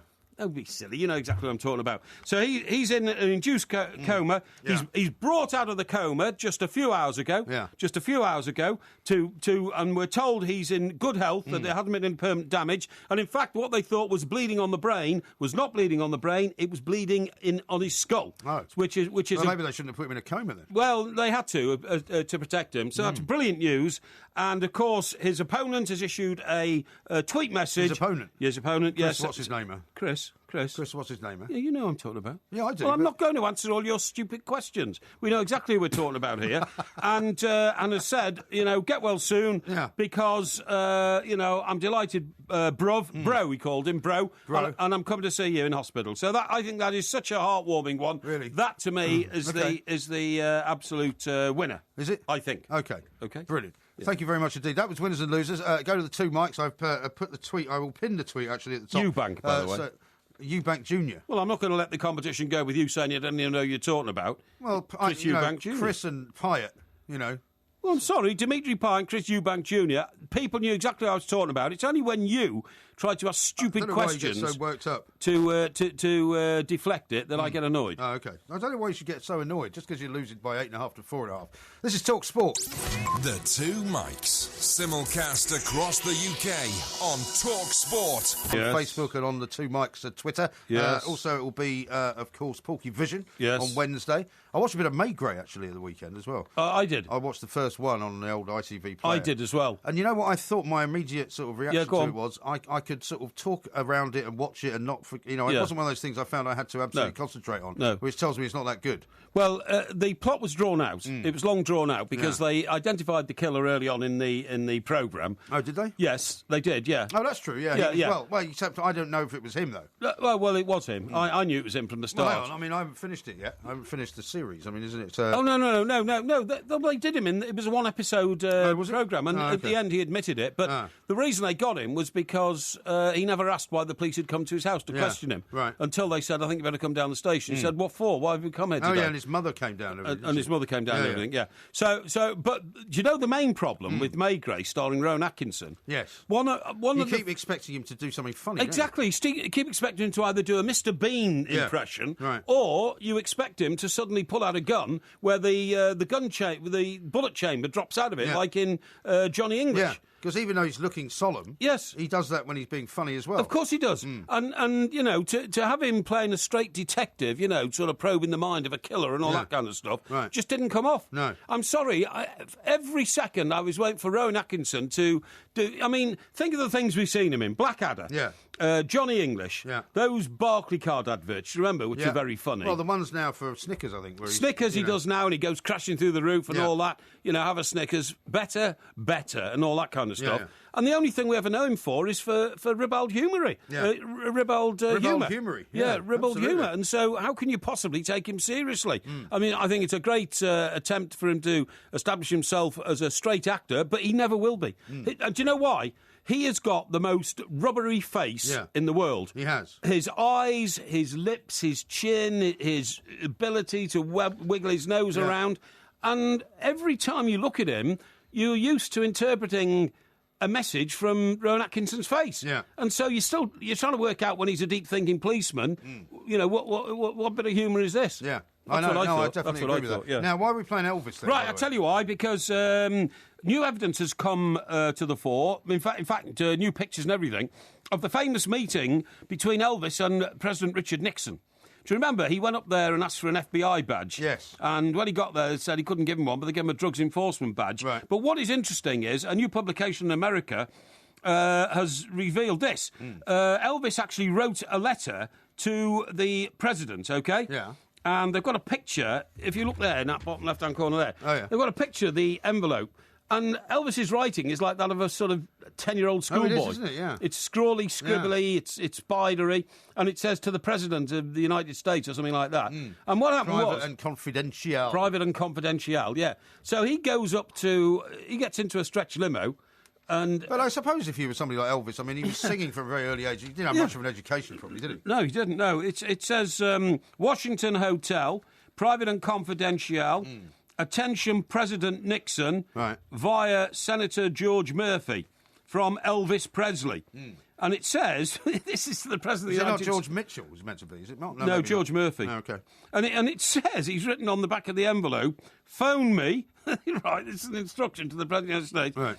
Right. Room 505, 506, under the name of John Burroughs, Washington Hotel. Yeah. Right? So imagine sending a note to the President of the United States of America instructing him to ring you. But I guess if you're living in that world and you get used to ordering everybody about, you assume that the President of the United States is exactly the same. Yeah, he's going to ring you. Anyway, the thing, what happens then is, right, somebody did ring, right? It wasn't the President. Yeah. So it says Elvis had gone to Washington, D.C. in pursuit of his favourite hobby, collecting police badges. Yes. He badly wanted one from the Bureau of Narcotics. In his letter, he conveyed contempt for the drug culture and hippie elements, Black Panthers, and urged Nixon to contact him at the Washington Hotel. Which is kind of ironic considering how much prescription drugs he was taking. Well, this is precisely the point. Yeah. He wrote in his letter, first, I would like to introduce myself, sir. I'm Elvis Presley. Presley swung by the White House in a limo and delivered the note at the gates. It went to Eagle Krogh, Krogh, Nixon's main aide, and a big Elvis fan. Right. Mr. Krogh persuaded the president to oblige. So 4 hours later, after receiving a phone call, Presley turned up at the Oval Office in a purple suit and gold sunglasses. Right. Yeah, that's right, walking into the White House like that, into the Oval Office. He offered Nixon a pistol in a display case as a gift. Right. A memorandum of the meeting recorded that Presley indicated that he thought the Beatles had been a real force for anti-American spirit. Really? That's the John Lennon thing about the Vietnam War. But he was and all meant that to be friendly with the Beatles at the beginning. Well, they didn't like it in they the had end. huge rivalries, didn't they? Them and Dylan and Elvis Dylan, the Beatles, the Stones, all hated each other, didn't they? I mean, in a way, because they were competitive. Nixon... But Elvis kind of went a bit mad, though, didn't he? Oh, he was completely bonkers by the time he died, Nixon replied that drug takers were similarly anti-American and agreed to give Presley the elusive narcotics badge. Yeah. A photographer, Oliver Atkins, White House photographer, caught it all on camera, and his pictures have since become the most requested from America's National Archives. Yeah. The peculiar exchange is the focus of an upcoming film, Elvis and Nixon, starring... your mate from House of Cards. Oh, what, Kevin Spacey? Kevin Spacey. Right, as Nixon, presumably. As Nixon. Right. And Michael Shannon, whoever he is, as Elvis. OK. So we should look forward to that. And then it says exactly the point that you've just made. 7 years after this meeting, drugs contributed heavily to Presley's demise. They did, yeah, because he was, I think it was Vicodin and stuff like that. He was taking uppers and downers, Valium and all that sort of thing. Yeah. Now, our earlier truck driver friend, Justin, I think his name is, says, have you been through the Dartford crossing since the toll booths were removed? Remember they were taken to keep the traffic flowing? Yeah. I use it regularly and on the anti-clockwise side, so you're coming from Kent to Essex. Well, the traffic is now worse than it was before. Why? Fact. Why so all that effort wasted money and it's worse than it was before they did anything. But why? Why would that happen? Well, I think it is because, I mean, I don't know for sure because I don't use it very much, but I think even though they've said that you're not having to pay anymore because it's automated, right, you basically still have to slow down to go through. Yeah, you do. Slow down to 50, surely I think. the point, well, yeah, but most people slow down to almost 30 or 20. Yeah, they do, yeah. They have to go through the little... They should just get rid of all the booths. Have they got rid of the booths? Well, I don't think so. Well, last time I went, I remember coming back and seeing a sign halfway across the bridge, which is a great distraction, by the way. Yeah. That bridge is unnerving to a lot of drivers. It's very unnerving to me. Yeah. It's very high, and you see the... Well, I had to close it last week when the storm was going on. I didn't realise that. And the River Thames estuary is below you, a long, long way down. And I feel quite unsettled driving over it anyway. Yeah. There's a massive great sign halfway across saying, don't forget to pay the toll by ringing this number. Yeah. And I mean, what are you supposed to do? Yeah, Take out a pen and pencil and write it down. I know. And so I found it. I was very lucky. I forgot about it for about 3 days, and I thought I'm going to get done here because it said you must pay within 36 hours. I don't know why they don't have that system they have in America, the Easy Pass. My sister has one, right? And you can top it up online, but it's something you stick in the window. That's right, yeah. So any toll Just you clicks, go through, yeah. it just takes it off. Yeah, It makes much more sense. I don't know why they're so Neanderthal about these things in this country. Now, coming up, we'll bring you up to date with the latest on the winners and losers vote. Go to the two mics, of course. You'll find the voting process there, pinned to the top of the account. We'll tell you how it's going. This is TalkSport. Bienvenue au weekend sports breakfast avec Michelle Quinn and Georgie Bingham. Hey! Oh, really, Mickey? Every Saturday and Sunday morning from 7 on Talk Sport with Renault Pro Plus centres. It's the breakfast show that cooks up a souffle of sport and a can of chocolat of pre-match build-up. There's no need to milk it, Mickey. The hors d'oeuvre to another big weekend feast of football. The Weekend Sports Breakfast on Talk Sport with Renault Pro Plus sensors. Dedicated experts who'll keep you moving. Fantastic. Budweiser are scouting our amateur football nation for the back-of-the-net beauties that never get celebrated to find the best dream goal. Send us a video of your ultimate shirt-off screamer for the chance to get your greatest goal seen on TV by millions and analysed by Budweiser's team of expert pundits, including Jamie Redknapp and Jamie Carragher. Upload your dream goal and watch the best at budweiser.co.uk/dreamgoal. Entry closes 25th of April. Over 25s only. Terms and conditions apply. Please drink responsibly. I'd wanted to tell Ellie for ages, so I just came out with it. Then she said, "Don't join the army." I sat there really calmly and said, "Don't do what, Elle?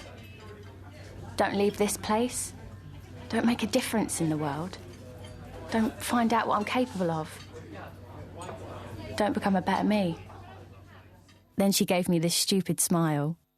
That's when I knew she got it. To find out how to be a better you, search Army Jobs. Army, be the best. The Two Mikes, simulcast across the UK on Talk Sport and Talk Radio. Baby, you and I are not the same. You say you like the sun, I like the rain. So before we go, do it all again. You better catch your own train. This is Talk Sport. We are the Two Mikes. There will, of course, be a podcast coming out a little bit later on. You seem to be leading in winners and losers this week. I think a lot of people have recognised the fact that you've actually done, for the first time, some decent work. What do you mean? And they might even you might even be able to catapult you into a winner this weekend. What do you mean? Quite often people are critical of your choices, saying that obviously, very clearly, you haven't done any work on it. Obviously, here's one from Sean now. It says, disgusting tactics by Porky again, bringing up the boxing tragedy to tug at the heartstrings. What? Well, that's what he says. All I'm saying is we're all delighted that the boy is awake and compos mentis. Yeah. There's no permanent damage. Thanks to Chris, what's his name? Yes, absolutely. That's right. That's quite right. Yeah, Gemma says the boxer in a coma, one winner for that, for her. Yes. Anyone who calls Ben Stokes a loser is a plank. He would gross be one of the best English cricketers ever, says Rob. Not in the final, he wasn't. I'm Sean sorry. says, Porky, you played a blinder this week. Thank you. David says, old MG nails it again for me. Porky crashes and burns with this week with his weak nominations. No. Others are saying you're back at Matty says Porky's picks are back on form. Thank you. Defiantly gets my vote. Yeah. That time you had some good nominees, Porky. Yeah, well, it's just a question, really, of focus. Question of focus. And maybe you'll be able to focus, focus more this weekend than you have in the past. Why? Well, maybe you're off the booze. I don't know. I'm not off the booze at all. I'm just having a Ian says this. break. Porky would have made a great lawyer. I would like to call my next witness, Chris, what's his name? Yes. Come on, you know who I mean. Well, everybody knew who I meant. And, I'm not going to suddenly start changing my style of delivery, which is laid back and friendly to the, our millions of listeners, just because you start snapping questions at me. No, well, not at all. Who do you think I answer to? I don't know who you answer to. Your Lord and Guard, is that it? My Lord and Guard. William says, Porky, the obvious choices are often the best, and your choices are head and shoulders above MG's. You get my vote. Thank you. Marcus says, old MG gets my vote tonight for nominating my schoolmate and friend Carlos Brathwaite as a winner. Who? Well, I'm very pleased, Marcus. Who? Thank you for that. Carlos Brathwaite, the guy who knocked the 4 sixes. Oh, off yes, Ben Stokes. okay, yeah. So at the moment, the score is 44% to 56% in your favour, with 167 votes cast. Right, well, that's encouraging. Yes. Thank you. Let's keep that up. Thank you very much indeed. And obviously, we'll try to keep it as clean as possible. Well, I hope voting so. once only with no fake accounts. Steve says, MG claims Porky's losers were a bit obvious, even though he was going to nominate 2 of them himself. He then nominates 2 footballers who scored winning goals on the 2 live TV games on Sunday, which is even more obvious. Yes, exactly. Porky by a landslide this week. Thank you very much indeed. Well, the only reason I actually ever say to Porky, those are a bit obvious, is because he always used to say that to me. Yeah, well, it's partly a kind of slightly ironic, a bit obvious. I think you've got to I don't have a problem with people doing things that are obvious. I think you've got to be bold in these things, to be honest. You've got to be bold. Well, to be honest, it'd be more of a competition if you won a couple. Because at the moment, 8.5, 4.5 is a bit of a landslide. Yes, so but you see, if you can get a couple in the next couple of weeks, that'll be good. Yes, make it a bit more of a nail biter. I don't fear failure. No, I know you don't. You're so used to it. No. I don't fear failure because I welcome failure. Failure is a stimulant to me. Yeah, I know. In fact, Matthew Syed, our good friend and the award-winning Times columnist, has just written a book saying failure is an essential part of life. It's only through failure that you can actually improve yourself. That's true. And get better. But you're supposed to do better the next time as opposed to doing worse. Oh, New Day, our favourite paper. Oh, yeah. Alarming rise in children self-harming. Yeah. New figures reveal numbers have soared by 76%. Have a look at the, what's the 3 things on the back? Quickly, tell us. 3 things on the back. Yeah. Personal listography. List the 3 people you miss the most. What? What, with a gun? I don't know. list the 3 people you miss the most. Yeah. I don't miss anybody. No, of course you don't. Do you miss having any faculty? And Dawn is writing again, the deputy editor in the column. She's got her own name signed at the bottom. Very good. Some stories so shocking you find them hard to believe. Yeah, I find it hard to believe as well that is even a paper. This is Talk Sport. We are the 2 Mikes. Look at the light! Don't forget to come back tomorrow for another sparkling, as fizzy as a bottle of champagne, podcast from the 2 Mikes. I am going to fashion myself a pair of Silverfold trousers, which I will wear for the start of the 3rd hour of this show. What, you mean you're going to fashion them like during the show? Yes. Well, how are you going to have time to do that? Well, I am a multitasker. Okay. Yes. So you've got some tin foil with you? I have. Oh, excellent. Yes. Well, maybe you could make a hat out of it at the same time. What? Make a hat out of it at the same time. No, I'm not going to make a hat. That looks stupid.